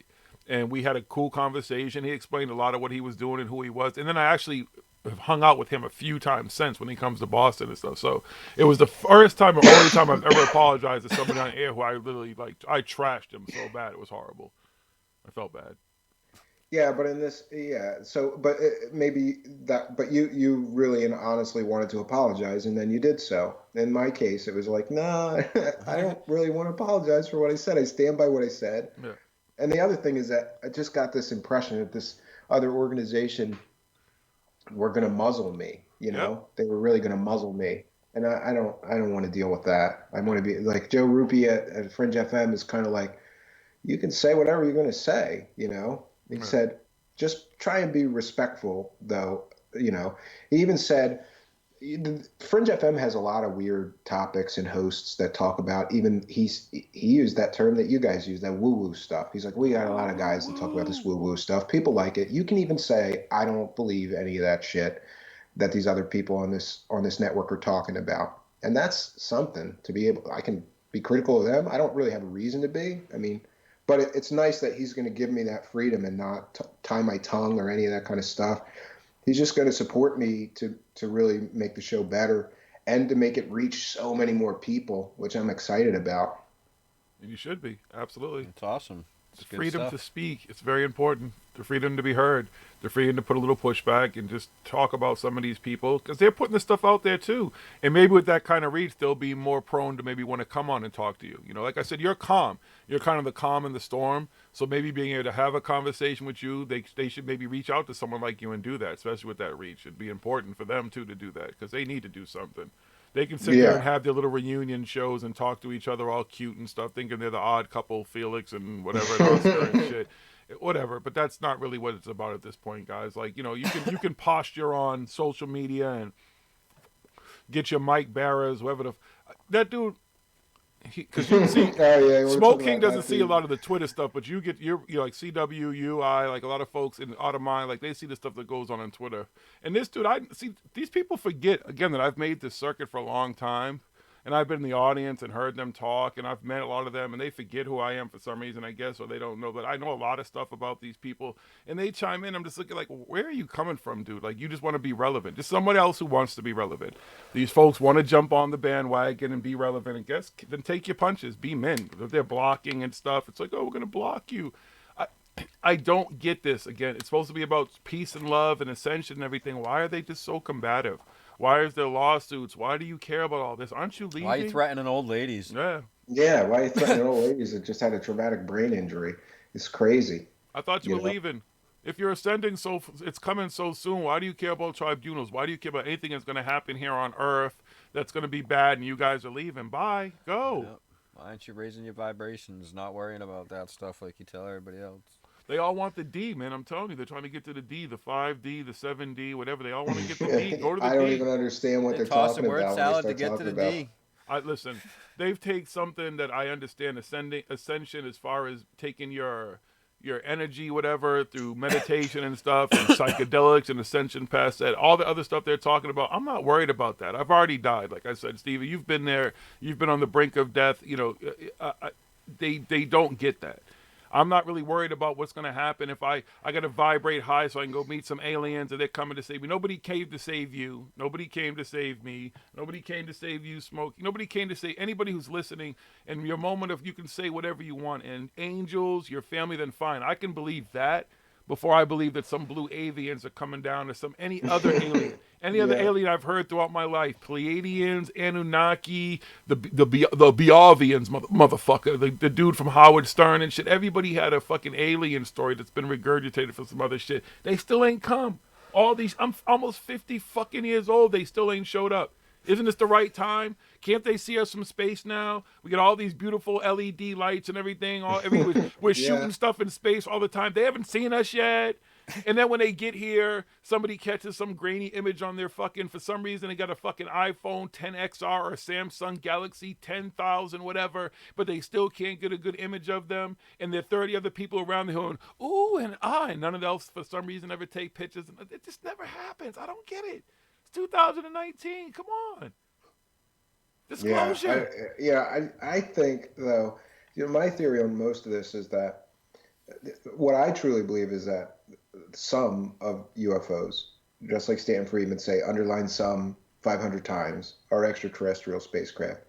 But it's nowhere near all of these bullshit stories, and I think it's a very rare occurrence, and that maybe, just maybe, one of my other theories is that if they are visiting us, it's because we're an anthropology project for them. They want to see maybe this is what our civilization was like when we first entered the technological age, and we should study this species because we may learn about our own past and how we may have progressed. Maybe their history was lost. You don't know. But the hunger for this to be real is so strong that all of these fakes and frauds and hoaxers just rush in to fill that void. And then you get all these stories, and most of them are incredible. And I don't know. Lately, I'm looking at some of this Corey Good and Wilcox stuff and other people and go, really? Like, I can't believe they're making a full-time living running around telling these stories.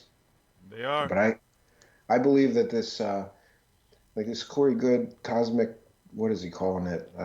Dimensions of disclosure. Like, I think that's going to be a huge failure. And that's evident by the fact that he goes and does this big video that he's hyping for months, and only 2,000 people show up to watch it. So how many of those 2,000 people are going to shell out a plane ticket? Well, hold on. The room, hotel, but the room only holds 700 people, so he's fine. Yeah, but I mean, I think it's going to be a financial failure because anybody can rent a 700-seat theater in a hotel, right?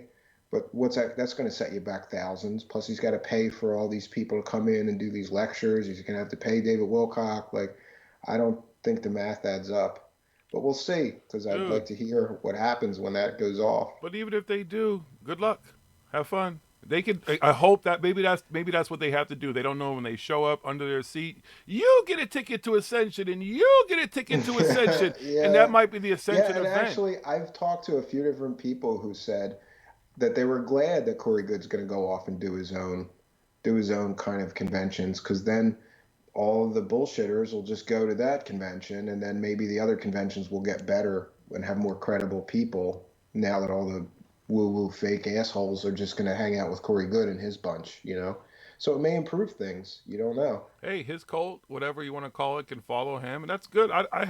They want to make, I've said this, Steven, this is my biggest thing, and I know people have conflict when I say this, but I don't think a lot of these people are victims. I think these are just a lot of people, the same way people go to Avengers and hope one day that some shit does happen. They they enjoy these sci-fi movies and books or whatever and stuff. That there are just a lot of people who are looking for something that they're still trying to find. And they're always going to try to find it. And these people just present some science fiction shit that they're so caught up in the story that they just can't get out the story now. They have to see how it ends. You know, like people, Game of Thrones right now. I'm not a Game of Thrones Oh, I guy. can't lie. I want to see how like Corey Good's story ends. You know, I Me don't think there too. is an end to David Wilcock's story. He's just going to keep selling different bullshit until he dies. Yeah. But this thing with Corey Good is it's crazy to me. Like so many times I thought, all right, that's it. Everybody's going to see him for the fraud that he is, and he's done now. And then he just rolls on, you know, and keeps on going. So we'll see what happens, you know. Hey, religion's been around for a long time. It still rolls on. It's changed form. It's changed names. It's expanded. It's done all. That's just all this is. This is just another version of that stuff that people are just kind of clinging on to. And as long as they have their little sect, that dude can ride whatever little stuff he does forever. I don't know what it costs to be David Wilcox. I don't know what it costs to live like Corey Good. I don't know what it costs to live like any of them. I know what it costs to live like Jiggy.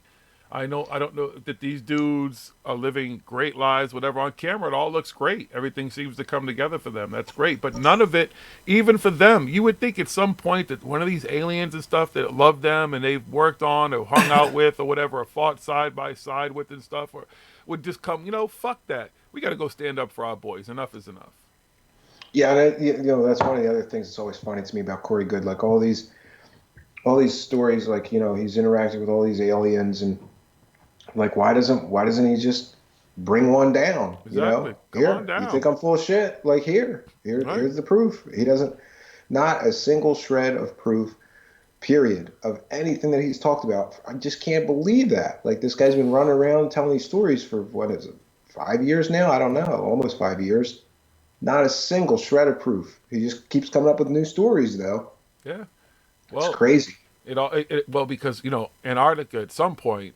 Everything's going to melt, and then everybody will find stuff there, and then they can tell you, listen, there's probably pyramids, there's probably all kinds of stuff in Antarctica.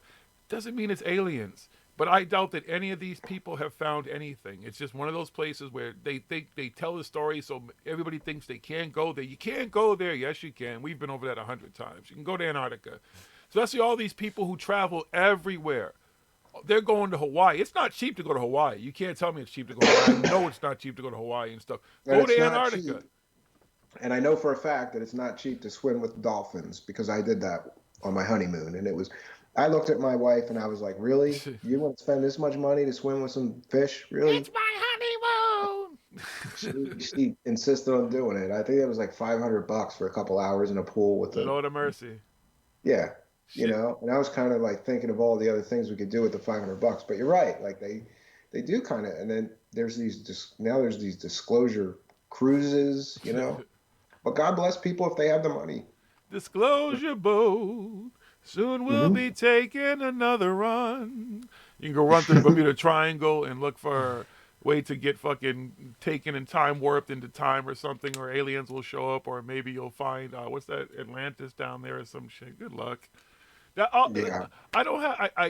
I like comic book conventions. I like going to conventions. I like going to the cons. I like going to all this type of stuff. I enjoy it. It's fun. There's still some fun people to meet, some fun people to hang out with. There's still some fun people like Stanton Friedman who would get up and speak. There was actually one I was going to go to that he was supposed to speak at. So when he pulled out, and then to find out what happened, it made sense. But I was going to go because he would have been one of the people I would have actually enjoyed listening to talk. There's still some great people. Don't turn, I want to stress to people that they shouldn't turn their backs on everybody, but you have to find people who are actually doing some real research and get past the woo-woo. Like, how much woo-woo do you want? Like, how much woo can you get? Go watch the movies. There's great movies. That's what honestly, I like sci-fi. That's one of my favorite things, but I know that it's fiction when I'm watching it, but if I want to be entertained by a story about science and aliens and science fiction, there's always things you can find. But when it comes to, investigating what's supposed to be real, as far as like a UFO phenomenon or anything else, alien cover up in the government, I want to know. I want to try to get to what's real. You want to know that 10, I think you said you were 10-year-old, but that 10-year-old boy in you still wants the answers. What did I see? What's a UFO? And then get beyond, okay, well, now we know unidentified flying objects or UAPs, whatever they call them now, exist, but let's get beyond that. Are they piloted by something else? Is there a possibility that sometimes some of those pictures or some random video or something that's even shown on the news, on mainstream media, because they don't even know what they're really showing, could possibly be something from someplace else? You know, that's what you want to get to. You don't want to get to a bunch of fantastical stories that keep leading us further and further away from anything disclosure. All these people for years have been screaming about disclosure. Everything is named Disclosure Fest, Disclosure Con, Disclosure in the Desert, Disclosure in here, Disclosure there. But there's no disclosure. All these same people with the same stories, if you go and watch them stuff as you do, as we do, we have done for years, you understand that the narrative has changed a little bit, but most of it's the same. But there still hasn't been any evidence of anything. Where's the disclosure? They don't care about coming disclosure. any day now. Yeah, it's always coming. If you waited for that, like a woman, can you imagine a woman just say, I'm coming, whatever. Okay, I'm coming. When are you coming? When are you coming? Can you hurry up and come? They're never coming. There's no satisfaction with these motherfuckers. No one's ever came. They're not coming. They're not coming to save us. They're just not going to. I'm still waiting. You waiting? I'm still waiting.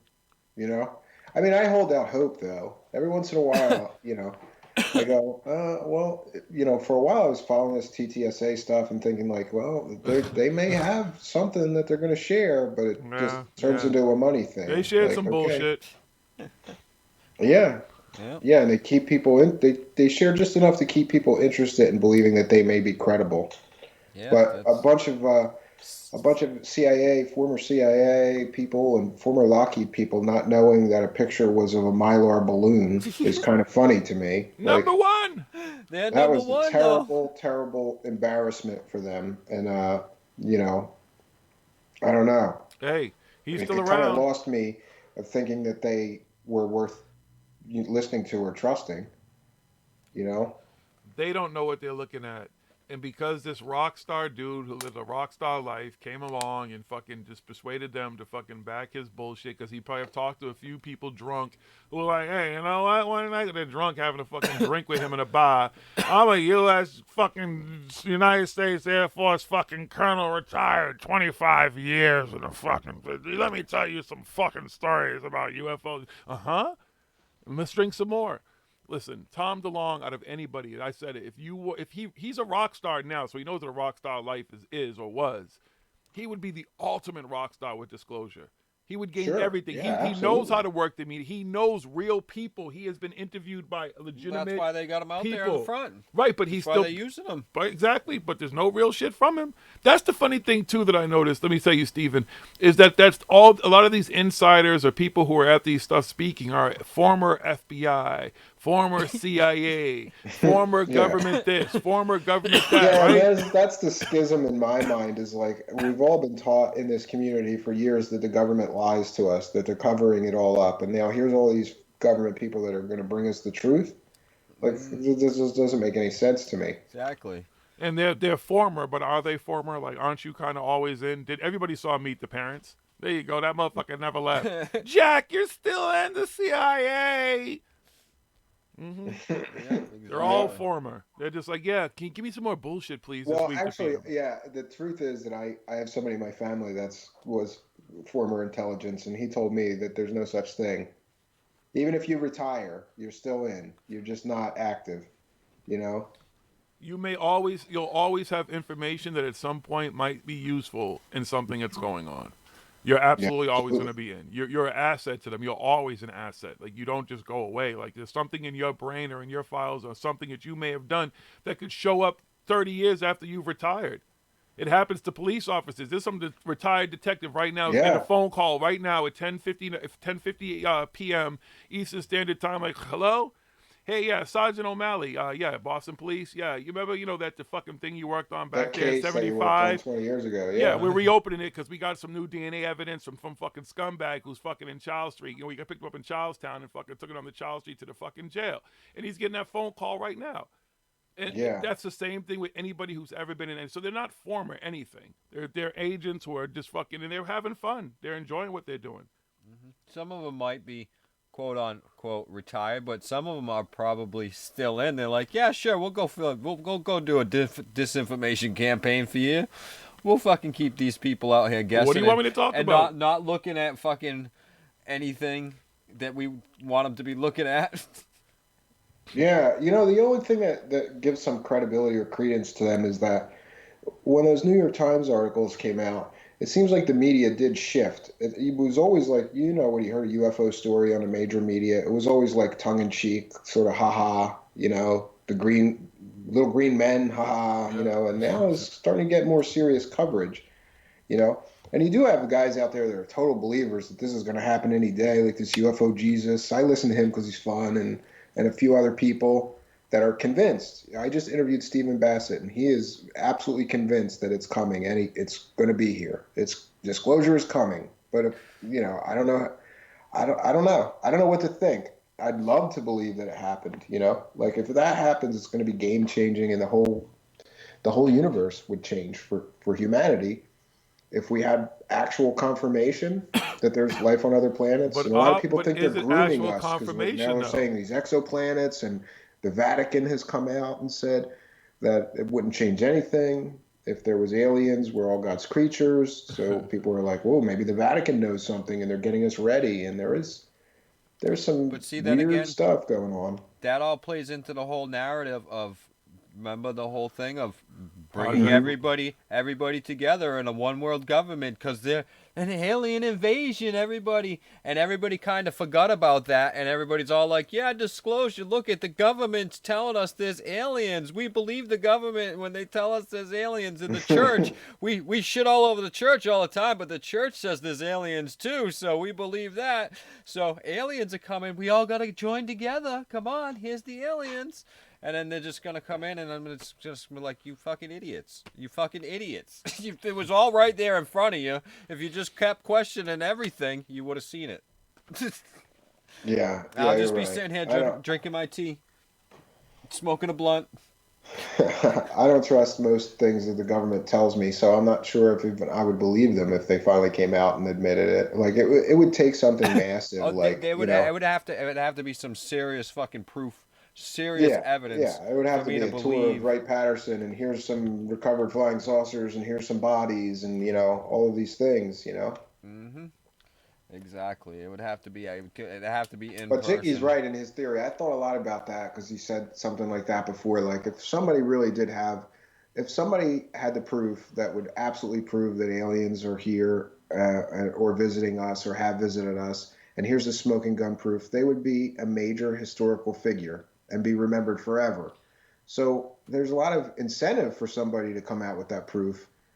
But so far, it's just tantalizing. The whole thing is tantalizing. Like you guys know, you start 15 looking minutes into of a fame. story, and you go, wow, this sounds like pretty good. And then you go a little further, and you go, well, now this is starting to sound like bullshit. And then you go a little further, and you're like, fuck, I almost stepped in shit. Yep. I almost fell down this isn't a rabbit hole. This is just a fucking Yeah, and a well. lot of guys suffer from what I call UFO disease. It's like when they first come out and their story sounds pretty credible. I think Robert Dean was one of those guys. You first hear this story, and he worked for NATO, and he was in the military, and he read this assessment that was a study of extraterrestrial life, and the government knew all about it. And his story sounds really credible. And then you fast forward and watch some of his other lectures where he starts talking about his past lives and, astral projection and all this other stuff that has nothing to do with his original story. And you kind of understand, like, that he had UFO disease. He had one credible story, but people got sick of hearing that one story. So in order to make the conference circuit and to keep going with that whole, let's make some money, he had to come up with new stories. And they had nothing to do with anything that he began talking about when he first came out. And it's just, that's the UFO disease. Some of these guys sound credible when you first listen to them, and then they go downhill quickly. But that's the only reason why I do like Travis Walton, because I will say that even meeting him and talking to him and listening to him speak a few times, his story has never changed. It's never expanded. He's never gotten crazy like, oh, and since then they've come back and they visit me all the time and they came to check on me and they're hanging out. We gotta go to Ascension schools and do all this other stuff and stuff like that. That's Corey's good story has changed fucking so many times. It's like, the fuck, he started out with one thing and then it's the next thing and this thing. First he did 20 and back, and then he ran out of material, and they needed to make another season of that show he was on. So then he remembered suddenly that he did the 20 and back thing twice. And then he needed more material. So then it was, I did the 20 and back thing 3 times. 60 hardcore years. And I got nothing to show for it. I'm broke. I'm poor. I need your donations. Yeah, you need to send me a PayPal so that my wife can go to the spa for her birthday. There's that famous screenshot of that, which is really kind of fucking funny. If I'm ever so broke that I need to get PayPal donations to send my wife to like the spa for her birthday, just shoot me. Because that's crazy. Like, I can't even imagine going out into the public and saying, hey, can I have some money so that, because it's my wife's birthday. You're asking them for money to send your wife to the spa. Shouldn't you be asking them for money for like food for your family or something, pay some bills and stuff? To keep things going? That's the part of the human I'm so aspect. broke I can't send my wife to the spa. Dude, I met his wife before I met him. It's part of the human aspect that people forget about this guy is he's got 2 children. And I can imagine, like, what does their kids think? What are their, I don't know how old they are, but imagine if they were teenagers. Like, what do their friends of that guy's children think about their dad? You know what I mean? But, you know, that's the thing, too, Stephen. Him, even Emery Smith, okay? With the narrative that these guys did all these incredible things and the access they had to and the stuff that they know, they should be some really, really extremely smart men. Money shouldn't be an object for them. They should be selling patents. Emery Smith is involved in companies that, you know, he's giving them ideas and stuff. Money shouldn't be an issue. Shouldn't he be making money from all this stuff? They're so smart. I don't get it. They're smarter than the rest of us. This guy's got how many? Doesn't he have 3 PhDs? He's probably with NASA, all the stuff. He's a NASA astronaut too, Emery Smith. He's all this stuff, everything, you know. That motherfucker should Corey be paid. Good's so smart. He did 3 fucking 20 and backs and fucking.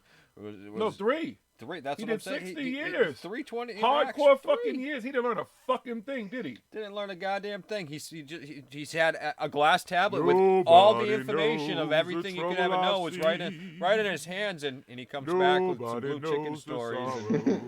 He learned how to run socket pup accounts. He keeps talking about. He's like, oh, we in have 60 years. That's what he learned. Yeah, he's like, oh, we have things for free energy and stuff, and then he starts talking about stuff that I heard about fucking 10, 15 years ago, from like little small things. Like they pick out these little, they go back like 10 years and they're like, oh, look at this article. It only got a few hits, and it's something that's big now. And most of the stuff that they say, if you actually look it up, you'll be like, oh, they're working on that anyways. So what are you talking about? Why are you acting like it's and some if you new look up how long technology they've that's been coming? working on it, because when you do the research and you look into it, okay, how long is this research? Oh, 25 years they've been working on this, huh? That's nothing new. Oh, there was articles about this in the 90s? Right around when David Wilcox started peddling his bullshit. Oh, I see. Yeah, and it's very telling if you look at the things that Corey Good was looking up on Avalon Forum right before he came out as a secret bullshit whistleblower. Oh yeah, Avalon's full of his fucking trails and all the bullshit that he was fucking.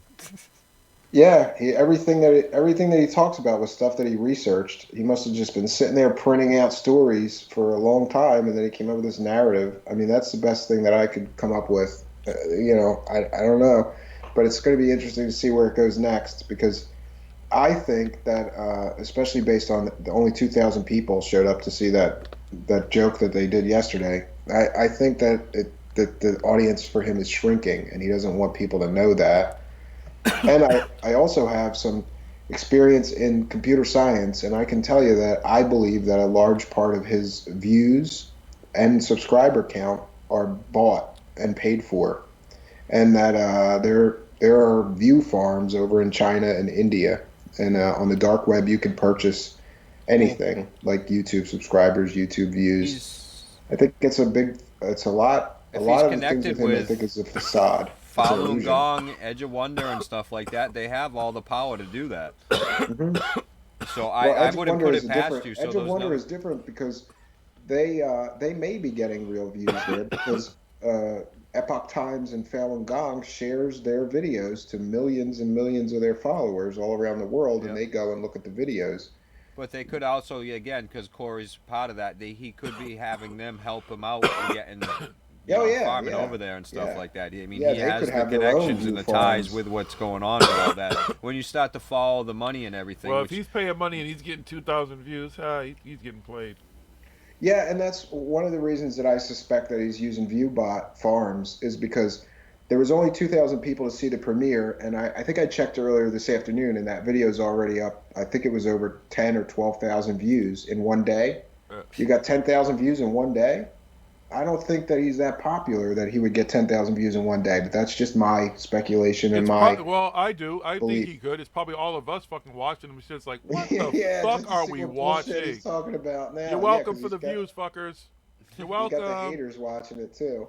Exactly, because I watched it, you watched it, I'm sure CW, a lot of us have watched it. You have to. And we're not you fans, can't we sit don't here and fucking say anything support it. about them if you don't actually watch and listen to Nope. the information. Then you keep hearing the same shit over and over again, or change. Oh wait, that doesn't make sense because you said this. You and said stuff. this in this video here. It's not doing them any justice for us not to watch it. So you're welcome for the views, fuckers. Yeah. I was recording a lot of the video and stuff, but I was like, fuck, I'm going to need more hard drives and shit for all this fucking bullshit. I was like, I'll just record certain things and stuff that I think are important to save that he might want it to disappear at a future date and everything, you know. It's try good and comedy. scrub it. It's funny that they try and scrub it from the internet, but you can't scrub anything from the internet. It's still there. Yeah, one form or another, Yep. it'll still be around. Everything from David Wilcox's old website is still on the web. You can still go and see everything. Yeah, Wayback Machine is a great tool that I use an awful lot to be able to see stuff that people try to delete from the web or scrub. Yep, me too. You can go listen to him on fucking Art Bell, fucking All kinds interview, of shit. The Time Traveler. His bullshit. He's been fucking. He's. I'll tell you this though. The one thing about him. He's a survivor. Like the Beyonce song. I wonder if that's the song him and his wife listen to before every fucking they go live and shit like Survivor. Because that motherfucker's taking some punches. He's been around. He's been around. He's kind of like a leech. He just sucks off of each story and little thing, and you know. He's just a B actor who just kept reprising his fucking role and just fucking figuring out what was gonna work. He found a little something that worked. Was like, finally, fuck, here we go. You ready? I'm gonna get a nice wife, some teeth, everything. Everything good's about to happen. It's on, baby. It's on, baby. You ready for funny this? When they repo his teeth. Sorry, you missed your payments. Oh god, that's fucked up. That's fucked up. Oh man. Yeah. Wow. I'm sorry. I gotta recover from that one. Yeah, that's really kind of crazy. Like, and listen, I know those teeth are probably expensive too, I'm man. sure they are. That's like 10, 20 I grand got in a his set of mouth. fucked up teeth, but you know what? I ain't gonna go and make my face look like his. I ain't gonna spend all that money on that either. I got way more important things to spend my money on. Hey, you gotta look good for the camera. Smile, motherfucker. Camera 1, camera 2. Which camera do one, my teeth camera look best 2? on? That's not nice though. Sorry, we're taking personal shots at the man. It's laughable. So you're welcome though again for the views, because I'm sure pretty much most of the people, I'm sure out of mind, some of you guys, even if you don't watch the whole thing, they've probably watched bits and clips of it. I want to say something. I want to ask you too though. With the whole groovy being thing, the one person the Jay Widener thing, I don't know. I don't completely get, dude. Because I understand, and he says exactly who he is, who he was, and what his job was. And his job was to create content and talent. And he basically says that he groomed. First, he vetted him, so he didn't vet shit. And secondly, he basically says at this point that he groomed Corey. Like, he made Corey be able to talk the way he talks, act the way he says some of the stuff that he like says. Shit, right. though, so. He still does, but I'm just saying, this dude kind of trying to take credit for this. So in my sense, it's like, how do you kind of come out now and backpedal? You know, well, I was kind of torn on him too, but I don't think he'll mind me talking about this. He and I had a conversation yesterday on the phone, and a long conversation, and I kind of like and respect him actually after speaking to him, because the best analogy that I could give for what I feel he's going through right now is that he kind of feels like Frankenstein, right? Yep, he made this That's monster, what it is. Yes. and now that monster is doing so much damage that he has to do something, like kill the monster. And by the way, I mean that as an analogy, folks, not literally, you know.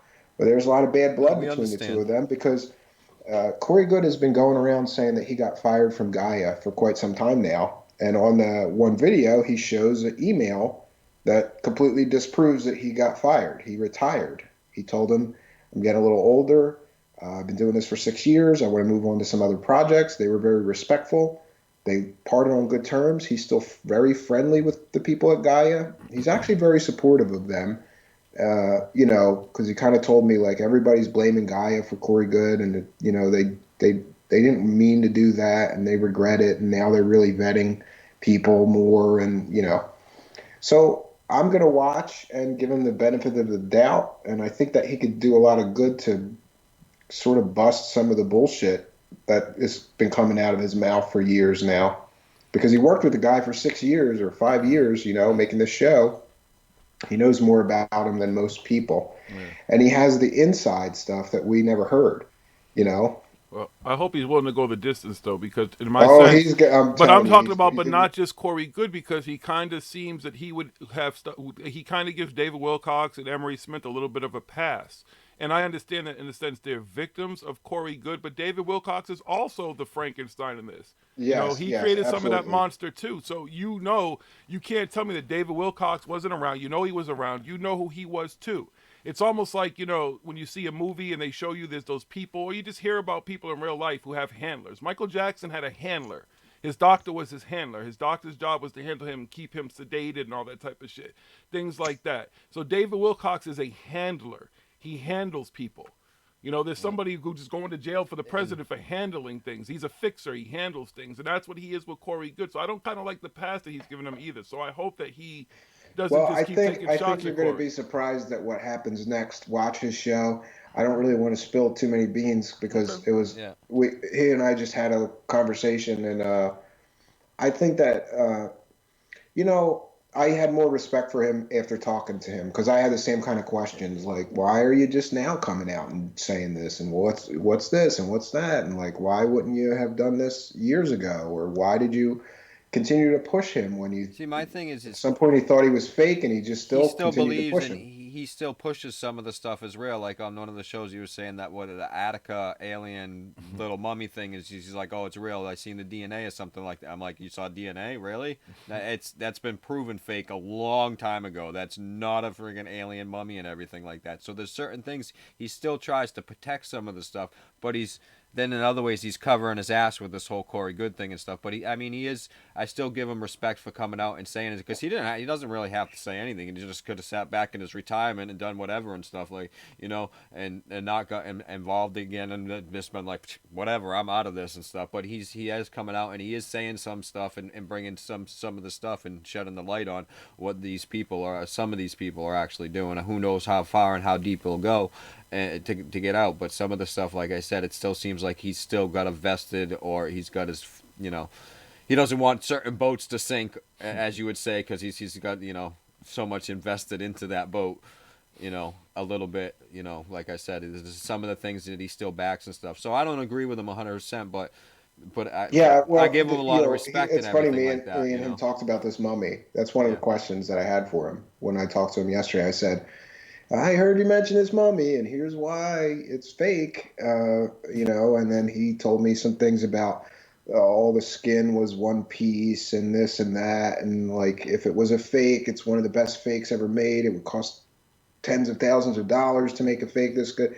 And we just left it as like, actually, I kind of like the guy, because he's kind of like that friend that you can still be friends with and just agree to disagree on some subject. So he and I on that mummy, it's just kind of like, some of the stuff I disagree with you, and but I can respect why you disagree with me, and I hope we could just disagree and stay friendly. And that's kind of where we left the mummy thing, Exactly. I don't agree with everything that you may say, or Jiggy may say, or even CW may say, or everything, but we all can get along respectfully and everything, because for the most part, we agree about a lot of other things. One thing I will say about him is that I think everybody is going to really enjoy what he's got planned next. Like, he's got some goods, man. He's got some dirt and goods, and he's gonna be spilling all the beans. It's my new favorite show right now. It's going to get worse and worse and worse for their camp the more that he shares what he knows, because I just got a little preview talking to him for quite a while yesterday. I can't imagine the stuff that he has. It's going to be he hasn't hit the tip of the iceberg yet, but he's let out that he knows. Cosmic disclosure. They literally created cosmic disclosure. So I mean, I can't imagine the stuff that he has. I mean, it's just I'm waiting in anticipation. I hope they just keep on releasing a show like every single day. Yeah, I think there's going to be a couple more next week that are going to be like really bombshell stuff. So I'm going to be watching. I'm going to be waiting, and Yep, we all will be. We'll all do a little Yesterday was a reporting and big talking day because about we it. got two of those, and then we got the Corey Good bullshit fest, and it was kind of a hectic day trying to keep up with it all. I know. Yeah, no, this stuff, and it's just trying to keep up with all the different things and all the different stories between whether it's this and somebody talking about Anunnaki bullshit, a giants, or a Bigfoot, and everything else. It's like, which one am I going to focus on right now?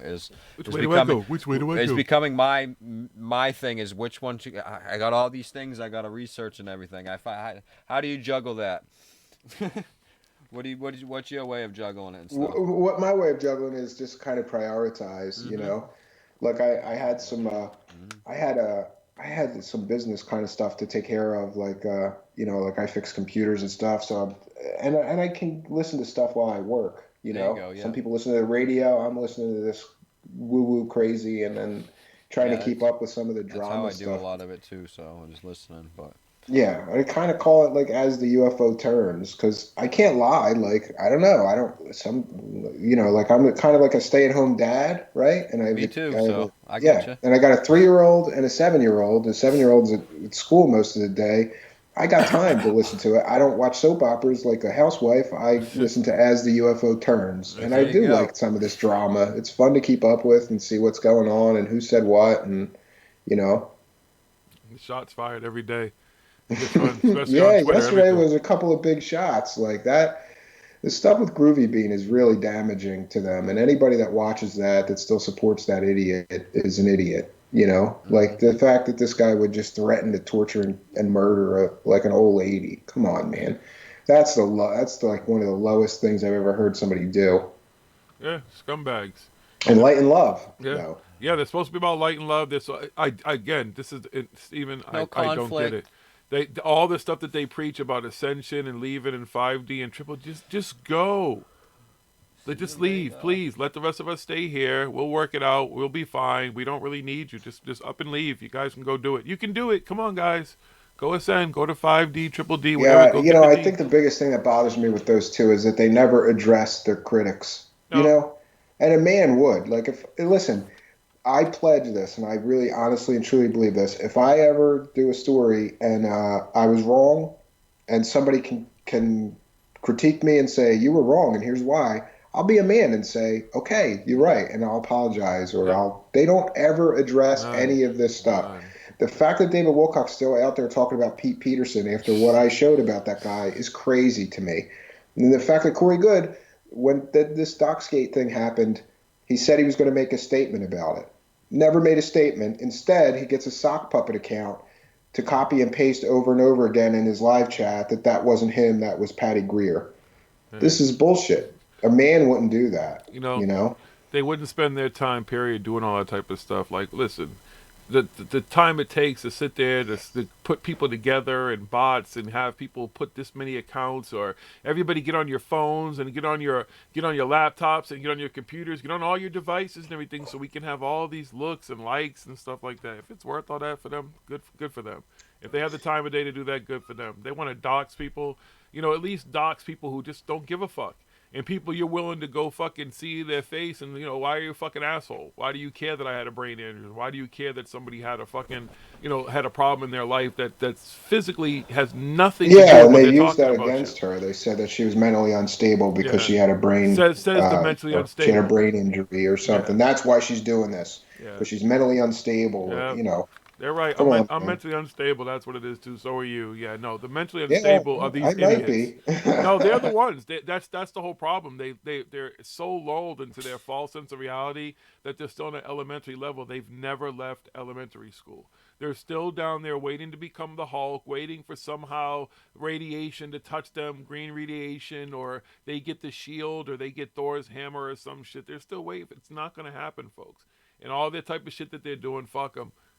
Go after some people who don't give a fuck. I go to events and stuff. I'm not confrontational. You can come sit. You can come talk to us on our channels. Steven, I'm sure, like I said, you're a very rational person. They can reach out to you and have a conversation. Yeah. Listen, I've had people that like I said, it's that thing of like, real people can just agree to disagree. Like you don't have to agree with them, but you don't have to be nasty. I'm human. if I disagree with somebody, that doesn't mean that I'm right and they're wrong. It just means we disagree, you know? Absolutely. Doesn't have to be a fucking fight about everything.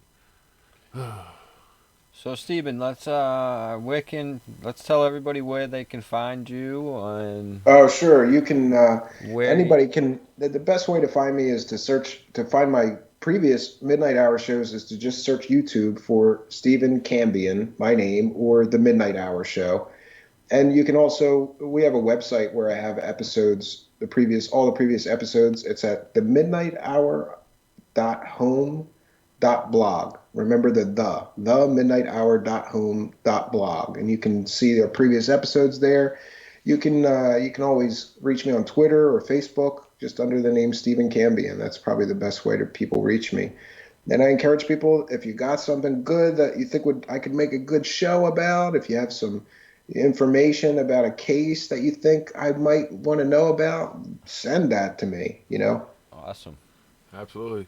So thank you for your time, brother. Again, it was awesome you joining us last week and this week, and great conversation. Yeah, absolutely. I wish you guys continued success. Yeah, we'll talk about some stuff, off air and everything, and I'll see you on Twitter and keep it moving, folks. I just ask you to go, again. Yeah, go support him. Go support what he's doing. And especially now that he's going to be in multiple areas multiple places where you can listen to different platforms and stuff. So please watch for that.